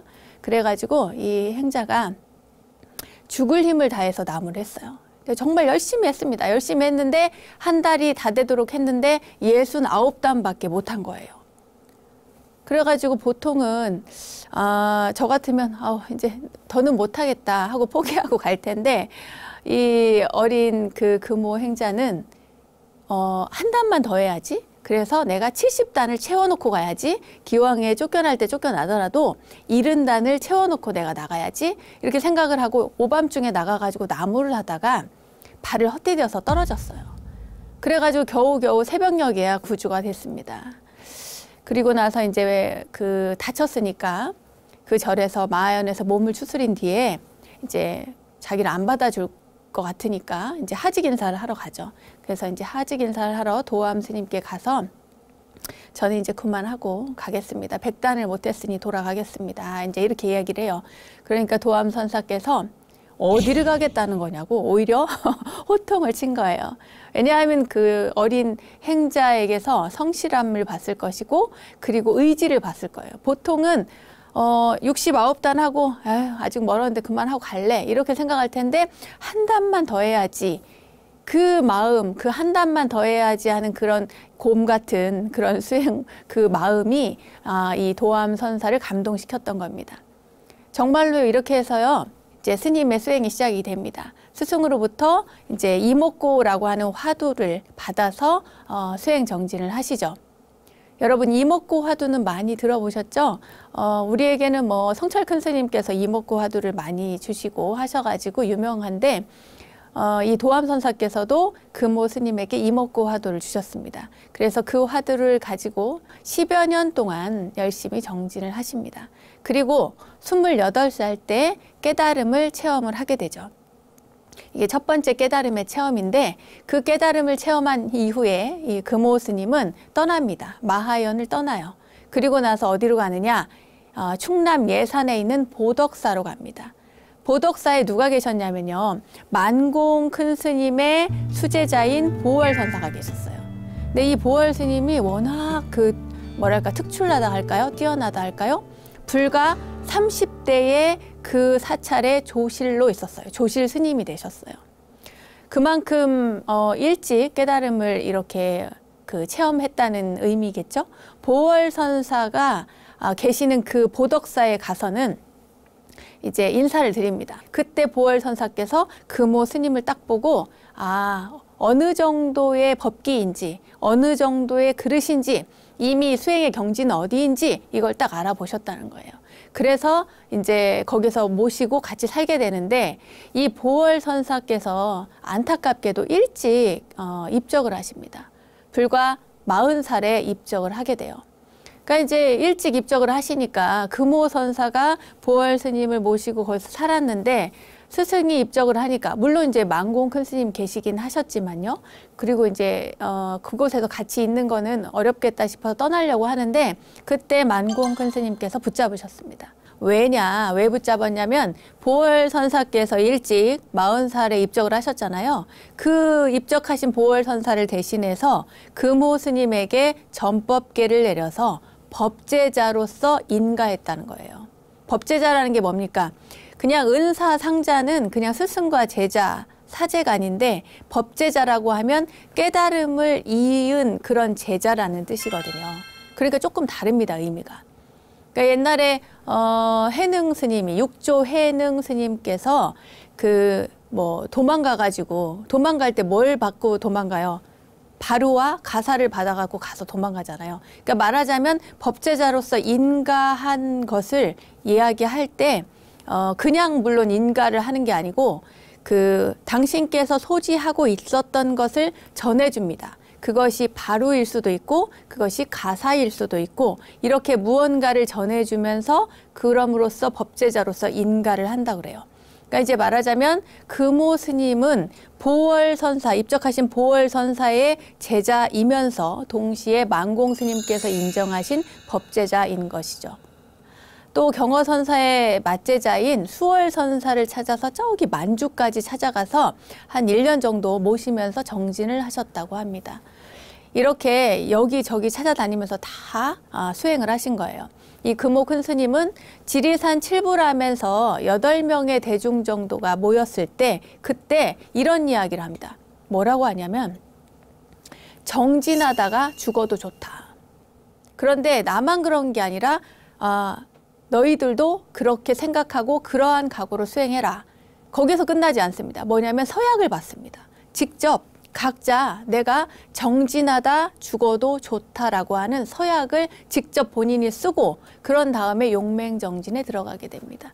여러분 용맹정진 이야기 많이 들어보셨죠? 근데 이 용맹정진이요, 그야말로 장난 아닙니다. 잠을 일체 자지 않고 하는 수행이거든요. 가행정진이라는 것도 있습니다. 가행정진은 하루에 한 서너 시간 잡니다. 밤 12시까지 정진하고 3시에 일어나서 또 이제 다시 수행하고 이런 것을 가행정진이라고 하고요. 선방에서 안거 기간 동안에 한 일주일 정도 잡아서 용맹정진을 하거나 또는 보름을 잡아서 가행정진을 하거나 이렇게 하거든요. 저도 경험을 해봤지만 이제 눈을 뜨고는 있는데 눈을 뜬 게 아닌 거예요. 말하자면 깨어있는 상태인지 아닌지 몰라요. 나중에는 잠을 너무 안 자니까 눈 뜨고 자는 것 같아요. 내가 물고기가 된 것 같은 그런 느낌이 들 때도 있습니다. 제가 너무 과한 말을 했나요? 죄송합니다. 아무튼 용맹정진이라는 것은 일체 잠을 자지 않은 채 하는 수행을 말합니다. 이 큰 스님께서는요 엄청 엄격했던 걸로 유명합니다. 조는 납자들을 꼴을 못 봤어요. 수자가 존다, 가만히 안 둡니다. 죽비로도 내리치고, 물풀의 나무로도 내리치고, 그래가지고 졸면은 때리는 거예요. 정신 차리라고. 지금도 주요 선방에 가면은 이제 7일이나 보름이나 3-7일, 21일 동안 용맹정진하는 그런 풍토 이런 것들도 전부 이 금오 큰 스님께서 만든 정진 풍토라고 할 수가 있습니다. 이제 이렇게 엄격한 스승 밑에서는 사실은 물론 잘 참아내고 견디면서 이겨내는 수행자들도 있지만 좀 심약한 수행자, 이 스승의 그 채찍이 무서워가지고 밤에 몰래 보찜을 싸서 도망을 가서 다른 절에서 정진을 하는 그런 분들도 있었고, 그러다가도 이제 나태하게 지내는 그런 거보다는 얻어맞으면서도 정신 바짝 차리고 정진해야지 하는 마음에 다시 돌아오는 제자들도 굉장히 많았다고 합니다. 이처럼 금오 선사의 업적은요 굉장히 많습니다. 또 그 가운데 또 유명한 것이 불교 정화 운동인데요. 1950년대 비고와 대처 간의 분쟁이 이렇게 일어났죠. 그때 비고승과 대처승 사이에 분쟁이 일어났을 때 1954년 정화불교 운동이라는 게 있었는데 스님은 전국 비고승 준비위원회 추진위원장을 맡으셨어요. 그래가지고 승단을 재건해야 된다. 독신 비고승에 대한 그 승단 재건을 단호하게 결의를 다지고 의지를 보이셨습니다. 그래서 스님은 정화불사에 실패하면 무슨 명목으로 우리가 승복 차림을 하고 살 것이냐 이러면서 전국의 스님들에게 호소를 했습니다. 그리고 나서 나중에 분쟁이 다 끝나고 정화불사가 끝난 이후에 스님은 다시 본래 수행자의 모습으로 돌아가죠. 특히 스님은 전국의 선원을 돌면서 많은 후학들을 이렇게 지도를 하셨는데 월산 스님, 범행 스님, 탄성 스님, 이두 스님, 또 회정 스님, 월성 스님, 월주 스님 뭐 이런 분들, 기라성 같은 제자들이 전부 다 이분의 지도를 받았습니다. 일제불교에 찌들어 있던 한국 불교를 전통 선불교의 반석 위에 올려놓으신 분이 바로 금오선사십니다. 큰 스님께서는 이후에 종단의 여망에 따라서 1958년 종단 행정의 총책이라고 할 수 있죠. 행정수반, 그러니까 총무원장직을 6개월간 맡은 적이 있었습니다. 그리고 그 이후에는 대구 팔공산 동화사 조실 스님으로 계시면서 많은 제자들을 육성을 했죠. 60년대 후반에 이르러서는 이 큰 스님께서는요, 경기도 시흥에 있는 청계사에서 오랫동안 머무신 이후에 67년에는 또 저기 속리산 법주사의 조실을 맡아서 그곳에 머물게 되었습니다. 한국불교 정화운동의 주역이며 한국 가나선의 법통을 경어 만공 보월선사로부터 이어받으신 금오선사는 1968년 10월 8일 저녁 7시 15분에 입적을 하십니다. 그때 당시의 세수는 73세셨고요. 법납은 57세셨습니다.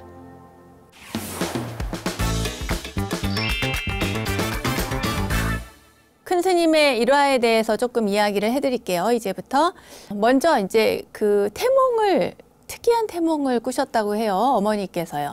금오선사의 어머니께서 꿈을 꿨는데 풍채도 되게 좋고 용모도 말쑥한 한 노인이 나타나서 이 품속에 간직하고 있던 그릇을 내주면서 도중에 뚜껑을 열지 말고 반드시 집에 가서 열어보라고 했대요. 그러니까 뭔가 이렇게 뚜껑이 있는 함 같은 거를 이제 합 같은 걸 주셨나 봐요. 그거를 가지고 가서 집에 가서 열어보라고 한 거죠. 이제 어머니는 노인이 시키는 대로 그것을 이제 몰래 치마폭으로 싸가지고 소중하게 와서 감싸가지고 와서는 뚜껑을 이렇게 열었더니 뚜껑을 열자마자 그 속에서 하얀 하기 한 마리 튀어나오면서 막 날아오르더래요. 날아오르더니 갑자기 오색이 영롱한 어떤 동물로 변해서 다시 그 치마폭 속으로 엉금엉금 기어 들어오는 그런 꿈을 꾸고 스님을 낳았답니다. 너무 이상해서요. 어떤 이런 꿈을 꾸었지 했는데 이 어머님 보살님께서는 너무 꿈이 이상하니까 좀 걱정을 오히려 하셨던가 봐요. 좋은 꿈인데 오히려 더 두려운 마음을 가지셨나 봐요. 이제 아기가 태어났는데 태어나서 보니까 아기가 막 귀도 크고 귓불이 이렇게 늘어지고 넓어서 사람들이 보면은 모두 부처님 닮았다 했대요. 부처님, 귀도 부처님이고 뭐 턱 모양도 이렇게 부처님 턱같이 생겼다고 나중에 출가해서 스님이 되면 큰 스님이 되겠다 이런 이야기를 많이 했다고 합니다. 이제 소문이 파다하게 났었나 봐요. 이제 이게 태몽이 그랬다 이런 이야기입니다. 네. 그리고 큰 스님께서는 물론 이제 큰 스님들은 기행을 많이 하시는데 경어 큰 스님만큼은 아니더라도 금오선사께서도 그렇게 기행을 하신 분들 가운데 한 분이신데 그 기행 가운데 이런 이야기가 있습니다. 뭐냐면 거지 생활을 한 거예요. 거지들이랑 같이 생활을 하신 거예요. 큰 스님이 거린들과 함께 생활하는 것이 쉽지는 않겠죠. 그죠? 왜냐하면 알아보는 사람들도 있을 테니까. 하루는 스님께서 거지들을 찾아서 일부러 그 거지들이 사는 운막촌에 가셨습니다. 그런데 거지가 되려면 조건이 있어요. 밥도 가리지 않고 먹어야 되고 옷은 찢어지고 막 이렇게 속살이 나와도 가리지 않아야 되고 그리고 잠도 아무 데서나 자야 됐죠. 말하자면 이런 것들이 거지들의 조건이라고 할까요? 뭐 이런 거에 해당이 되는데 큰 스님께서는 이 생활을 하신 겁니다. 근데 소문이 나죠. 사람들이 알아볼 거 아닙니까? 큰 스님께서 거지가 돼서 떠돈다는 소문이 온 동네에 퍼지고, 그러니까 이 제자들, 상자 스님들의 귀에까지 들어가게 되죠.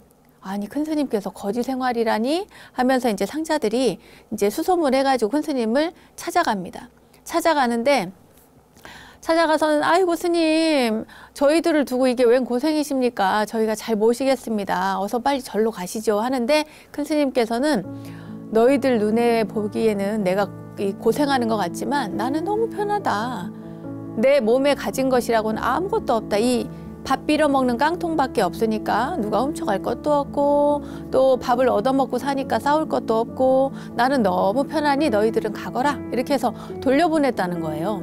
제자들의 만류에도 또 큰 스님은 끝내 그 절로 돌아가지 않고 그 거린들과 함께 생활하면서, 그곳에서 큰 스님은 나중에 말씀하시기를 하심하는 법을 배웠다. 이렇게 이야기를 하셨다고 그래요. 그 거지들과 함께 생활하면서 정말 아무것도 가진 것 없이 무소유의 정신으로 살 수 있었고, 그리고 깨달음을 얻은 큰 스님은 다 이렇게 누구나 다 존경하고 이렇게 받들어 모시잖아요. 그런데 내가 큰 스님네 이런 게 없이 일체 모든 걸 내려놓고 거지들과 동일한 마음 상태로 하심하면서 살 수 있었다. 거기 안에서 체득을 했다고 이야기를 하셨답니다.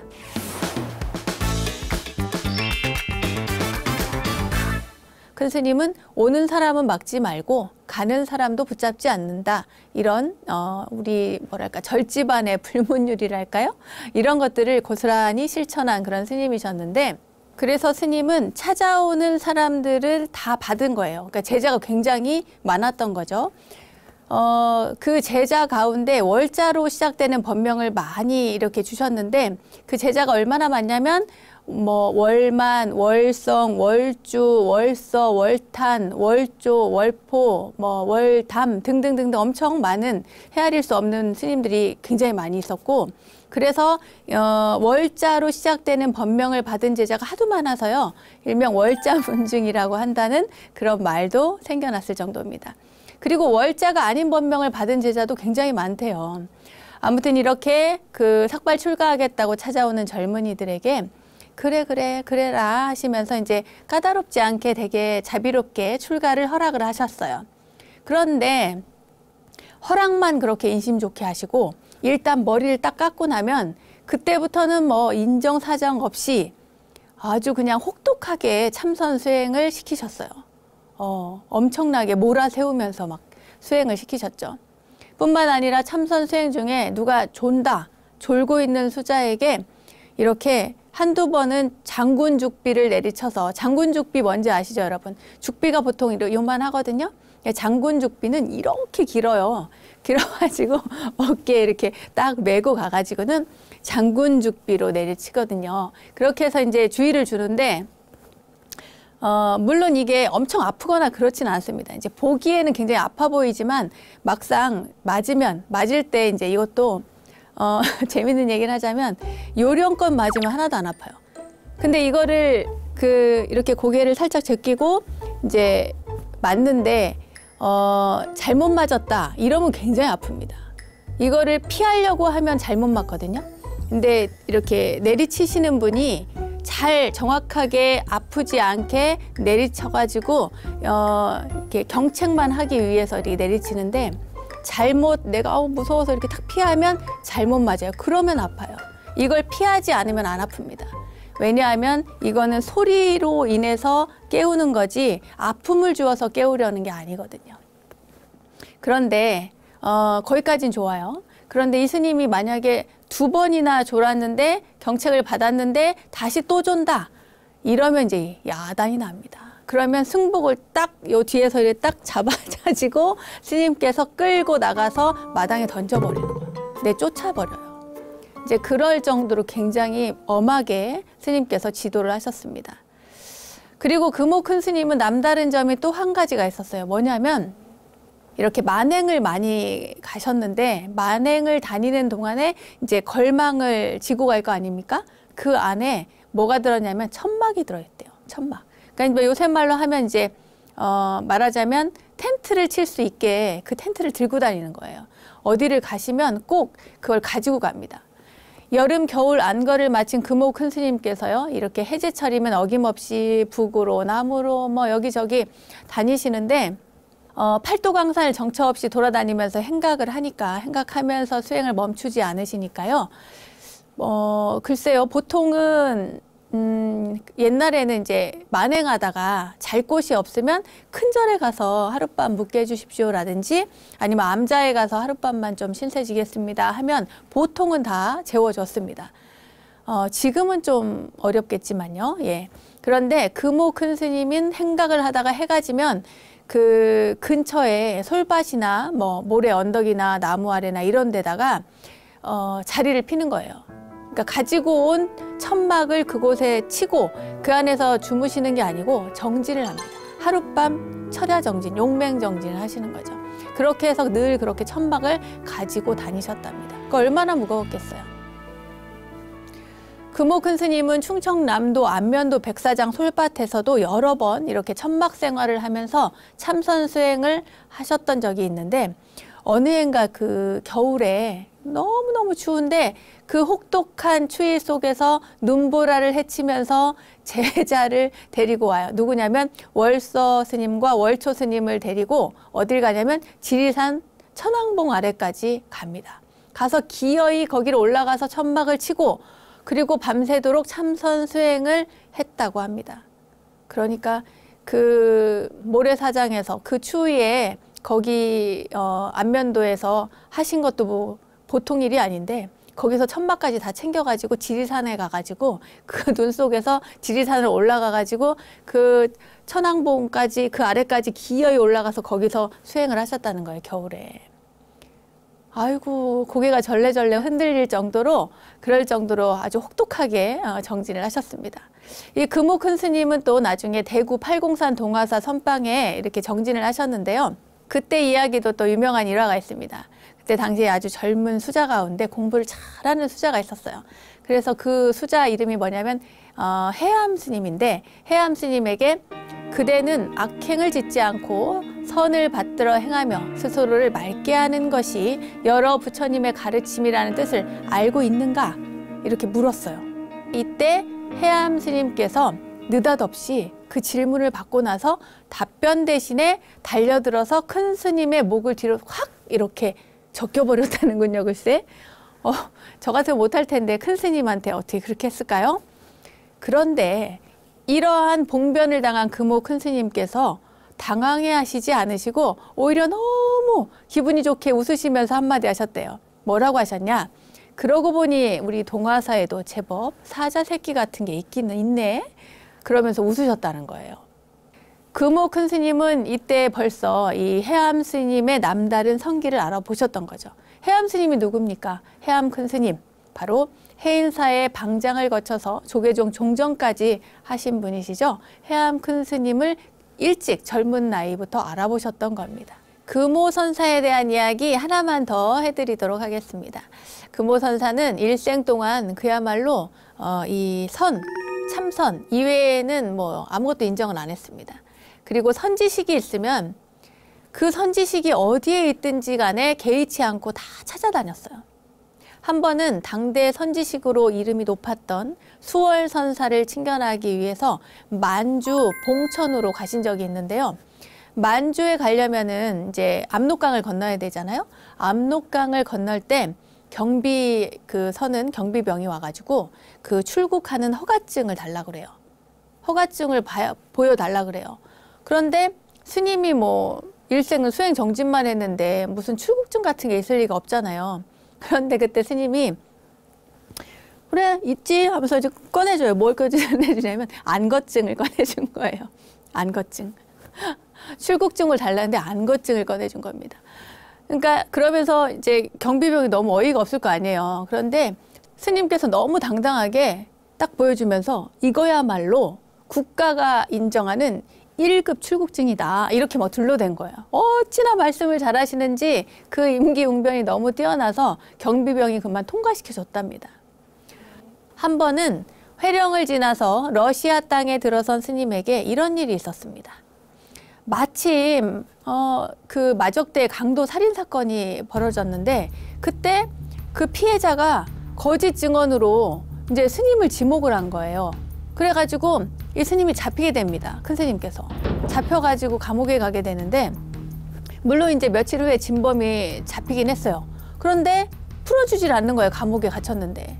그때 이제 감옥에 같이 있던 한 조선인이, 아이고, 러시아 사람들이 아마 감옥에서 안 내보내줄 거라고, 다 이제 그 피해자의 보복이 두려워서 풀어주지도 않고 그럴 거라고 이제 이야기를 한 거예요. 그러니까 이제 스님은 가부좌를 딱 틀고 그때부터 관세음보살님을 염하기 시작한 거예요. 관세음보살, 관세음보살님 계속 염송을 합니다. 그런데 그렇게 딱 3일이 됐는데, 3일째 되던 날 밤에 꿈에 어떤 사람이 딱 나타나요.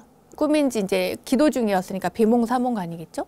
누가 나타나더니 갑자기 감방에 이렇게 새창살이 있을 거 아닙니까? 새창살을 딱 뽑아요. 뽑고는 미소를 씩 짓는 그런 거를 이제 본 거예요. 꿈인지 뭔지 비몽사몽간에. 그러고 나서 스님께서 기도를 하다 번쩍 일어나가지고 그 자리에서 가가지고는 새창살을 딱 손으로 뽑습니다. 아니 이게 웬일이에요. 근데 손으로 딱 뽑았는데 그게 뽑히더래요. 그래가지고 그걸 뽑고 그리고 무사히 감방을 나오는데, 나오다 보니까 문지기들이 다 자느라고 몰라. 그래서 스님이 무사히 그 감옥에서 나올 수 있었답니다. 기도의 가피로 탈옥을 하셨다는. 자, 이쯤에서 마지막으로 금오대종사의 법문 구절들을 소개를 해드리도록 하겠습니다. 큰 스님께서 이런 구절을 남기셨습니다. 깨달음을 등지고 티끌과 부합하여 악도에 들어간다면 육도를 왕래하여 온갖 고통의 씨앗을 받으며 쉴 겨를이 없으리라. 용성 큰 스님은요, 용성 진종 큰 스님이십니다. 용성 진종 스님. 네. 일제시대 때 항일운동을 펼쳤던 용성 선사는 1864년 전라북도 장수에서 출생을 하셨습니다. 어려서부터 일찍 이 한학을 공부를 하셨대요. 그러던 중에 어느 날 꿈에 부처님을 친견하고 마정수기를 봤습니다. 꿈속에서. 여러분, 마정수기가 뭡니까? 마정수기는 부처님께서 이렇게 이마를 이렇게 손으로 어루만지시면서 다음 생에 성불하리라 이렇게 수기를 주는 것을 마정수기라고 합니다. 꿈속에서 마정수기를 받고는 그리고는 출가를 결심하게 됐대요. 그래서 남원 덕미람으로 떠납니다. 그런데 막상 덕미람으로 떠나보니까 그곳, 그 장소와 그곳의 부처님이 꿈속에서 뵀던 그 절과 부처님이었다 그래요. 그런데 얼마 못 가죠.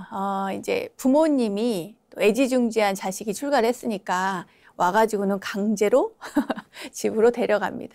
그래서 집에 갔다가 1879년에 다시 출가를 하는데, 이때는 해인사 극락암으로 출가를 합니다. 화얼 스님을 은사로 그리고 해조 스님을 계사로 해서 수계를 받죠. 1910년에 또다시 어떤 부처님의 수기 같은 그런 꿈을 꾸게 되는데, 부처님께서 어떤 가르침을 주셨나 봐요. 그래가지고 불교의 교리를 일반인들에게 쉽게 이해시키기 위해서 한문으로 된 경전을 한글로 번역을 해야겠다, 이렇게 마음을 먹습니다. 그래서 그때 당시 모두 이제 그 지식인들은 한문을 썼는데, 그 한문을 그 한글로 옮기는 작업을 시작하게 되죠. 그러니까 불교 경전 번역과 저술에 큰 뜻을 두게 된 겁니다. 또한 이때 다른 종교가 불교를 비방하고 배척하는 그런 내용들의 글을 막 썼어요. 근데 조선시대가 어떤 시대입니까? 굉장히 탄압받던 시대잖아요, 불교가. 그러다 보니까 사람들이 안 좋은 얘기를 하자면 스님들을 굉장히 무시했습니다. 그러니까 사회적 지위도 굉장히 낮았고 그랬죠. 그런 어떤 안 좋은 영향이 계속 지속되어 오다 보니까 불교를 비난하고 배척하는 그런 내용들도 굉장히 많았던 모양이에요. 그래서 용성 큰 스님께서 그것에 대한 논박하는 내용을 글로 씁니다. 그게 바로 귀원정종이라는 건데, 돌아갈 귀자예요. 근원 원자. 그러니까 근원으로 돌아가는 바를 정자, 이 바른 종교, 근원으로 돌아가는 바른 종교가 바로 불교다. 이래서 귀원정종이라고 하는 책을 냅니다. 1911년에는 그리고 서울 종로구 봉익동에 대각사를 세우시는데요. 대각사를 세우고 나서 대중포교에 나서게 됩니다. 또한 1913년에는 서울 안국동에 선악원을 세우기도 하죠. 이 선악원, 지금은 조계종과 갈등을 빚고 있는 곳이기도 하지만 아무튼 용성 큰 스님께서는 굉장히 큰 뜻을 품고 선악원을 세우셨습니다.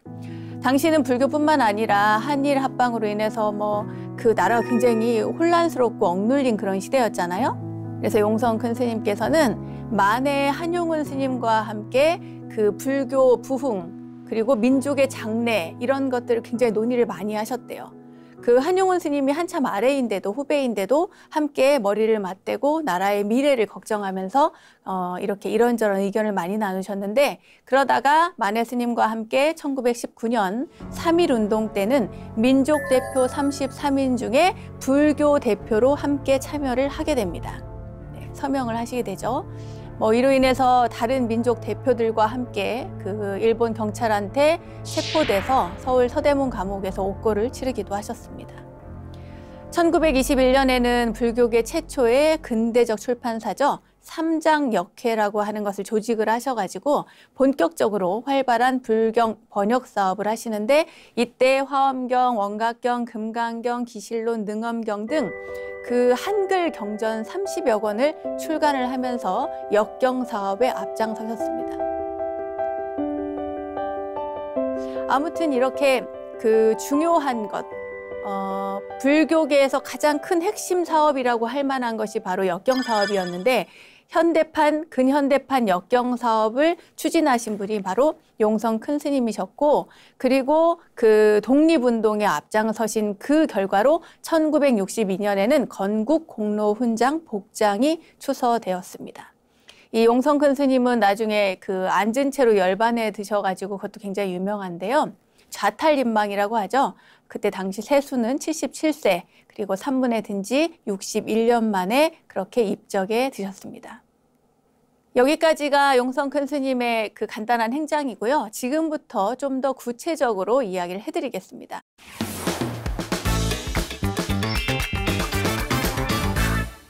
용성 큰 스님의 불교 개혁 운동부터 시작을 해볼게요. 스님은 일생을 그냥 이렇게 쭉 살펴보면 한마디로 조선시대의 불교 배척으로 인해서 쇠퇴한 불교를 부흥시키는 것, 이게 가장 핵심이셨어요.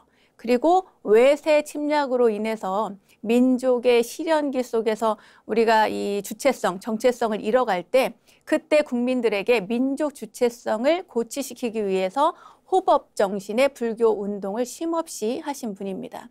1926년 용성 스님께서는 한국 전통 불교를 지키기 위해서 스님들의 엄격한 계율 생활을 촉구하는 그런 건백서라고 하는 것을 써서 조선 총독부에 제출하기도 하셨어요.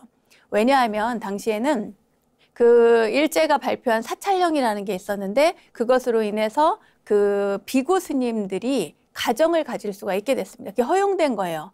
말하자면 조선시대 탄압받던 불교가 점점 일본 불교화 돼간 거예요. 일제강점기 시기에. 그러다 보니까 가정을 꾸리면 누가 생겨요? 자식이 생기죠. 그러니까 처자를 거느리게 되는 겁니다. 그래서 이렇게 살면 안 된다. 이래서 문란하던 그 시대에 그 불교를 바로잡기 위해서 조선 총독부에 건백서라는 것을 제출하신 겁니다. 그리고 스님은 계율을 잘 지키고 자 우리가 스스로 그 자력갱생을 해야 된다 이래가지고 선농일치를 주장하셨어요. 선농은 뭐냐면 참선하는 것과 농사 짓는 것이 다르지 않다.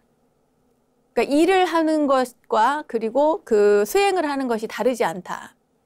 농사를 지으면서도 화두를 들 수 있고 또 어떤 일을 하든지 간에 그 순간순간 깨어있고 화두를 들 수 있다면 그것이 바로 선이다. 그래가지고 선농일치를 주장을 하셨습니다. 이런 식으로 스님께서는 불교 내부의 것들도 그 개혁을 하려고 굉장히 애를 많이 쓰셨고 나라를 독립시키는데도 애를 많이 쓰셨고 여러 가지 일들을 같이 복합적으로 추진을 하셨는데 용성 큰 스님의 개혁운동을 크게 4가지로 압축을 할 수가 있어요. 첫째는 승단 정화운동이고, 둘째는 개법 중흥운동, 이거는 계율을 잘 지키라는 거겠죠. 셋째, 불교 의례개혁운동입니다. 의례개혁운동. 어떻게 잘 갖추고 어떻게 살 것인가에 관한 문제고, 넷째는 뭐예요? 선농불교운동. 조금 전에 얘기한 선농일치에 관한 이야기입니다. 이 첫째와 둘째, 승단 정화운동과 개법 중흥운동은 그 조선불교의 정체성을 확립하기 위한 것이었고, 셋째인 불교 의례개혁운동하고 선농불교운동은 뭡니까? 시대에 맞는 교화 활동을 전개하기 위해서 일으키신 거죠. 이 네 가지 다시 한번 말씀드릴게요. 승단 정화운동, 개법 중흥운동, 그리고 불교 의례개혁운동, 네 번째 선농불교운동. 이 네 가지 개혁운동 모두가 시급했는데, 그 중에서도 가장 중요한 게 뭐였냐면, 스님의 입장에서는 이 황폐화된 조선불교 승단의 자체 개혁이 가장 급선무라고 생각을 하셨던 것 같아요. 당시에는 또 일본 불교 영향으로 그 전통적인 이 한국 불교의 면모가 퇴색되어 가고 있었기 때문에 굉장히 시급하게 생각을 하셨던 것 같습니다. 특히 근대 불교 시대에는 아주 소수의 수행 납자를 제외하고는 대체로 이렇게 가정을 가진 대처승들이 굉장히 많이 있었습니다. 전통 조선불교의 정체성이 정말 그 위기가 극에 달한 그런 시점이라고 볼 수 있겠죠. 이처럼 불교 승단이 황폐화되어 가는 것을 보고 스님이 크게 비분간개하셨던 것 같습니다. 그래서 이렇게 승단을 개혁하려고 무진장 애를 쓰신 것 같아요. 스님은 조선불교의 정체성을 지키기 위해서 이 선승들, 그러니까 참선을 많이 하시고 뜻을 가진 화두를 드시던 그런 분들을 중심으로 해서 1921년 11월 선화관을 설립하는 일에도 적극 가담을 하셨죠. 또 스님께서는 1925년 도봉산 망월사에서요, 활구참선 만일결사라는 것을 주도를 하셨습니다. 그러면서 활동을 전개를 하셨는데, 다만 굉장히 소수의 수행 납자들의 힘으로는 승단을 정화하려는 그 당면의 과제를 해결하기가 어려웠습니다. 나중에 쭉 이어지는 그 역사적인 전개들이 있지만, 어쨌거나 이 활구참선 만일결사라든지 아까 말씀드린 조선 총독부에 제출한 그 건백서라든지 이런 것들이 그 시작이었다라고 하는 것만 여러분 기억을 하시면 좋겠습니다. 또 우리는 좀 저 때만 해도 참불가가 그렇게 많지 않았는데요. 참불가를 많이 만드시고 대각사에서 어린이 포교를 시작해서 풍금까지 들여서 노래를 부르게 했습니다. 3.1운동 때 당시로서는 그 노인이라고 이렇게 취급받는 그런 연세가 되셔서 이미 56세였거든요. 그리고 조시를 다 거친 뒤였는데도 획기적인 생각, 아이디어가 굉장히 많으셨던 모양이에요. 그래서 그 아이디어를 많이 내고 그 아이디어에 따라서 그냥 생각으로 그치지 않고 실천을 많이 하셨습니다. 포교에 관해서요.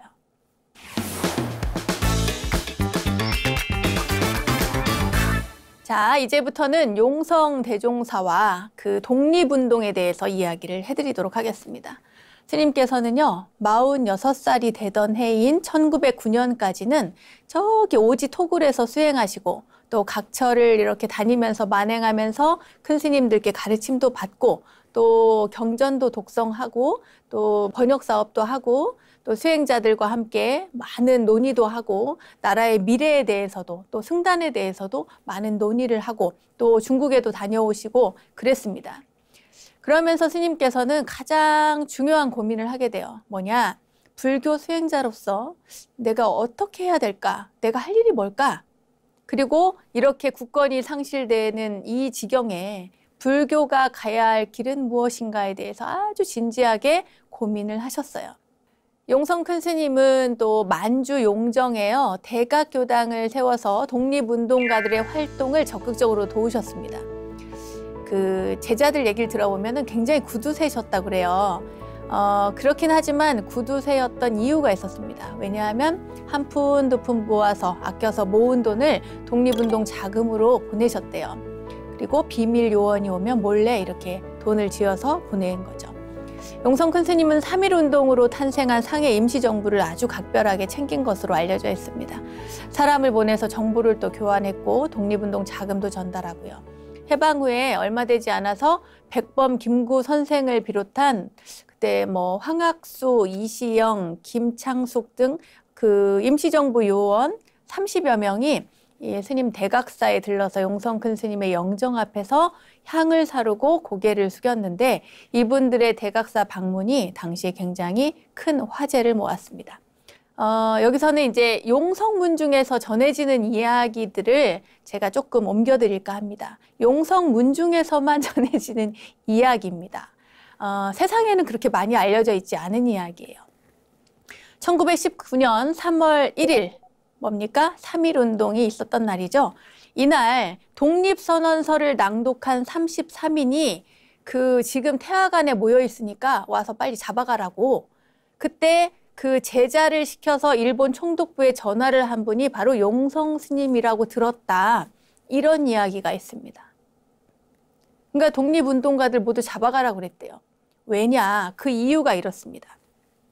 3.1운동 당시에 그때 그 민족 대표가 33인이 원래는 그 탑골공원에서 독립선언문을 낭독하려고 했는데 그 일본 경찰들 때문에 그 순경들 때문에 거기를 못 가고 인근의 태화관에서 독립선언서를 낭독하고 거기서 헤어지려고 했어요.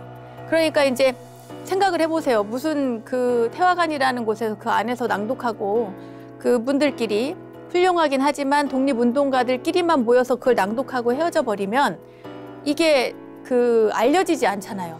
잘 모른단 말이에요. 했대. 나중에는 알지. 그때 당신 모를 거 아닙니까?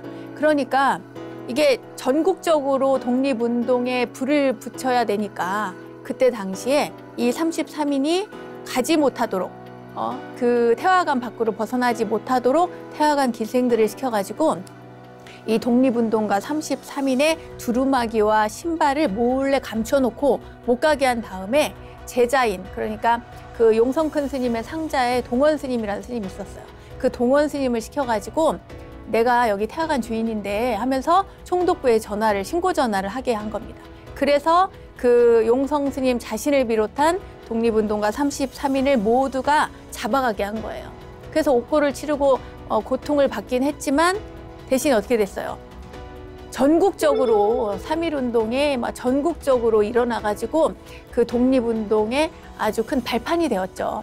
이 용성 큰 스님은 이 3.1운동 때 그 무려 15살이나 아래인 만해 한용운 스님과 함께 불교계 대표로 이 독립선언에 참여한 다음에 그 다음에 이제 이때 잡혀가지고 그 서대문 형무소에서 옥고를 치르게 되죠. 당시 3.1운동에 참여한 민족 대표들이 긴 그 일제강점기에 대부분 사실 변절을 한 분들도 참 많은데 그런데도 불구하고 이 한용운 스님과 함께 용성 큰 스님께서는 끝까지 이 지조를 지키고 그리고 우리 민족의 대표적인 독립운동가로 남은 것으로 전해지고 있습니다.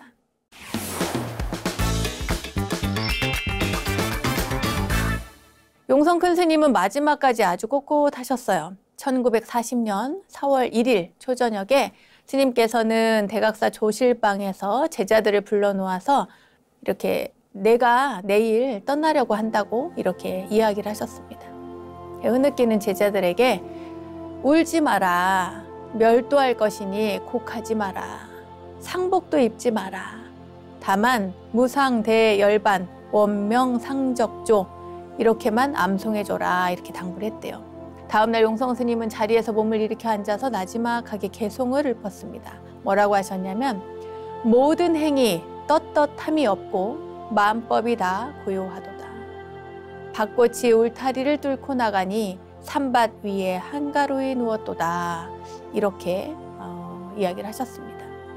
그리고 스님은 좌탈인망 앉은 채로 열반에 드셨죠. 그때 당시의 세수가 77살 그리고 산문에 든 지 61년 만이었습니다. 소식을 들은 문도들이 각지에서 이제 상경을 하긴 했는데 다 이제 그 외경들이 달려와서 일주문을 지키고 출입을 통제했어요. 못 들어가게 한 겁니다. 그래서 이제 굉장히 마음 아프게 돌아가신 분들도 많이 계시죠. 용성 큰 스님은 그 입적을 앞두고 제자들에게 10가지 유훈을 남긴 것으로 또 유명합니다. 용성 대종사의 유훈, 그것을 13옥이라고 하는데요. 10가지 유훈인데 첫 번째, 가야불교 초전법륜 성지를 잘 가꿔라 이렇게 얘기를 하셨습니다. 가야불교의 초전법륜 성지는 어딜까요? 어딜까요? 네. 신라 시대 때 오교 구산 선문, 구산 선문 여러분 제가 그때 전에 이제 설명을 해드린 적이 있는데 찾아보십시오. 꼭 구산 선문 가운데 제8 복림산 선문이 있어요. 그 복림산 선문을 발굴 조사하고 연구해라. 그 성지를 잘 가꿔라. 이런 이야기를 하셨고, 두 번째 고구려 불교 초전 법륜 성지를 잘 가꿔라. 고구려 불교 초전 법륜 성지는 어디입니까? 순도대사와 아도화상이 계시던 성문사와 이불란사입니다. 거길 잘 가꾸라는 얘기였고, 세 번째는 백제불교 초전 법륜 성지를 잘 가꿔라. 여기는 뜻밖에도 저는 뭐 공주나 부여 얘기할 줄 알았는데 서울 서초동 우면산에 있는 대성사를 얘기를 하셨습니다. 그리고 네 번째는 신라불교 초전 법륜 성지를 잘 가꿔라. 신라불교 초전 법륜 성지는 경북 구미 그 선산 도계면 도계 1위에 있는 아도 모래원입니다. 왜냐하면 그 신라 시대 때 불교가 전래됐을 때 그때 최초로 모래의 집에서 불교를 이렇게 전파했다. 이런 이야기를 전에 제가 삼국불교 할 때 신라불교 편에서 이야기를 해드렸는데 그 모래의 집, 그 곳이 바로 아도 모래원입니다. 그 장소가. 그래서 거기를 잘 가꾸라는 얘기를 하셨고, 다섯 번째 신라 고도 성지 남산인 금오산과 진산인 남산을 잘 가꿔라. 여기는 뭐 국가지정문화재가 아주 많은 곳이죠. 네, 경주 남산 아주 뭐 다녀오신 분들은 잘 아실 겁니다. 왜 거길 가꾸라고 했는지. 그리고 여섯 번째 호국 호법도량 남산인 금오산 중 고위산 천룡사지를 잘 가꾸어서 수도 발원 교학도량의 언덕으로 삼아라.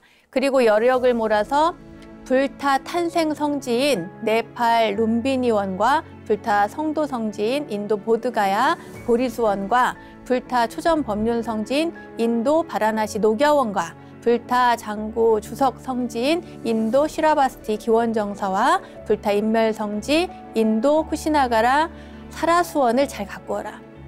되게 어렵죠? 말하자면 쉽습니다, 여러분. 뭐냐면 부처님의 탄생지, 부처님의 성도지, 부처님의 설법지, 그리고 부처님의 열반지, 이 네 곳을 잘 가꾸란 이야기셨어요.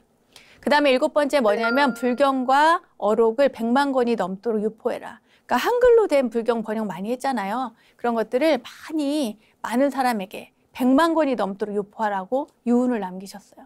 그리고 여덟 번째는 3기 5개 수계법회를 통해서 수계자가 100만이 넘도록 할 것이며 이 수계자에게 아들이나 내지 손자 때나 또는 증손자 때에 가서라도 한 아들이나 한 손자나 한 증손자를 잘 낳아서 잘 길러서 잘 가르쳐서 부처님 전에 출가 봉공케 하라. 그러니까 이제 부처님의 해명을 이을 출가자를 많이 만들 수 있도록 그렇게 하라는 얘기였어요. 그 다음에 아홉 번째는 온 결의 전 인류 만중생과 성불 인연을 지어라. 그러니까 수행 정진하라는 얘기겠죠? 그 다음 열 번째입니다. 그 다음 열 번째는 안으로 수행은 비묘 엄밀하게 하고 교화는 중생의 근기를 따라 하되 악한 이나 선한 이를 가리지 말고 인연 따라서 승려를 만들고 잘난 이나 못난 이를 가리지 말고 인연 따라 신도를 삼아 찬양도 받으면서 비방도 함께 받아 모두 다 수용해서 묘법연화경 제20 상불경 보살품에 나오는 상불경 보살의 수행을 본받아서 성불 인연을 지어나가라 하셨어요. 이게 마지막인데 상불경 보살님은 누구예요? 어떤 수행자, 어떤 사람을 만나든지 간에 그분을 부처님으로 보고 그리고 그분에게 예경하는 분이 바로 상불경 보살님이에요. 그러니까 마음을 하심하게 만드는 그런 이야기를 할 때 항상 나오는 게 바로 상불경 보살님이에요. 상불경 보살님처럼 항상 마음을 하심하고 상대를 부처님처럼 대하라는 얘기입니다. 이 제자들은, 이 유훈을 들은 제자들은 뜻을 모아서 스승의 대각 사상을 이었고 1969년 서울 종로 봉익동에 재단법인 대각회를 설립을 했습니다. 이 대각회도 저희 조계종에 또 소속이 되어 있죠. 쇠락한 조선과 일제 강점기라는 절체절명의 세월은 용성 큰 스님을 더욱 강하고 빛나게 했습니다. 모진 역사 가운데서도 스님은 마지막 호흡을 내려놓는 그 순간까지 선사셨고 율사셨고 대강백이셨고 역경사였고 전법 포교사였고 개혁가로 사셨습니다. 그러한 큰 스님이셨고 큰 선지식이셨죠. 용성 큰 스님은 불교의 목적이 개인의 안심인명에 있다고 보지 않았습니다. 혼자만의 것이 아니라 대중에게 어떻게 전달할지 고뇌를 거듭하셨죠. 자신 속에 깃든 대원각성을 깨쳐서 생사구애를 해탈하고 모든众생을 깨닫게 하는 것이 불교의 지향점이고 수행자의 의무라고 여겼습니다. 용성 큰 스님은 일제강점기 때 가장 힘들고 엄혹한 시기, 불교의 대중화와 민족의 독립을 위해서 이 땅에 오신 그런 선지식이 아니었나 싶어요. 용성 큰 스님은 조국의 해방을 보지 못하고 열반에 드셨는데, 그렇지만 그럼에도 불구하고 역사는 영원히 스님의 위대한 삶을 기억할 것으로 믿습니다. 지금부터는 용성 큰 스님과 그 제자들에 대한 이야기를 해드릴게요. 여러분들이 잘 아시는 스님들의 이야기입니다. 먼저 법륜 스님, 법륜 스님한테 용성 스님 어떻게 되냐면요, 상노 스님이 돼요. 상노 스님. 뭐냐면 은사 스님, 은사 스님의 은사 스님이 노스님, 노스님의 은사 스님이 바로 상노 스님이 되는데, 법륜 스님의 은사 스님이 도문 스님이시고, 도문 스님의 은사 스님이 동헌 스님이시고, 동헌 스님의 은사 스님이 용성 스님이 되십니다. 이 말은 뭐냐면 용성 스님의 제자 가운데 동헌 스님이 있었고, 동헌 스님의 제자 가운데 도문 스님이 있었고, 도문 스님의 제자 가운데 법륜 스님이 있었던 겁니다. 이 가운데 오늘은 이 도문 스님과 용성 스님과 그 사이에 있었던 일에 대해서 얽힌 이야기를 해드릴게요. 도문 스님도 지금 도문 큰 스님이십니다. 네, 도문 큰 스님께서는 평생 용성 큰 스님의 유언을 실천하기 위해서 성지 복원도 많이 하고요. 그 유훈 13옥에 대해서 제가 이야기를 해드리는 것처럼 그 성지를 복원하고 불경, 한글, 역경 등에 매달려 왔습니다. 원래 이 도문 큰 스님의 증조부님하고 용성 큰 스님이 고향 친구였대요. 전라도 만석군 부자였던 도문 스님의 큰 스님의 증조부가 용성 큰 스님의 독립 자금, 그러니까 독립운동 자금을 몰래 대주고 있었대요. 그래서 용성 큰 스님께서 입멸하실 때, 입적하실 때 도문 스님 그때 당시에 7살이었대요. 근데 이 집의 외동아들이었답니다. 외동아들이었는데 용성 큰 스님이 이 아이는 출가시켜서 내 유지를 잇도록 하라고 이렇게 유언을 하신 거예요. 그래가지고 보통 만석군 집의 외동아들이면 출가 안 시키죠, 그죠? 그런데 그 이야기를 듣고 출가를 시킵니다. 그래서 용성 큰 스님의 뜻을 잊게 했다고 합니다. 큰 스님의 일생을 돌아보며 나라를 생각하고 중생을 위하는 깊은 마음에 마음 한켠이 좀 든든함과 함께 불자로서의 자긍심, 좀 죄송한 마음도 없잖아 있습니다. 오늘 큰 스님께서 전하는 이야기들이 여러분께도 감로의 깨달음이 되었으면 좋겠습니다.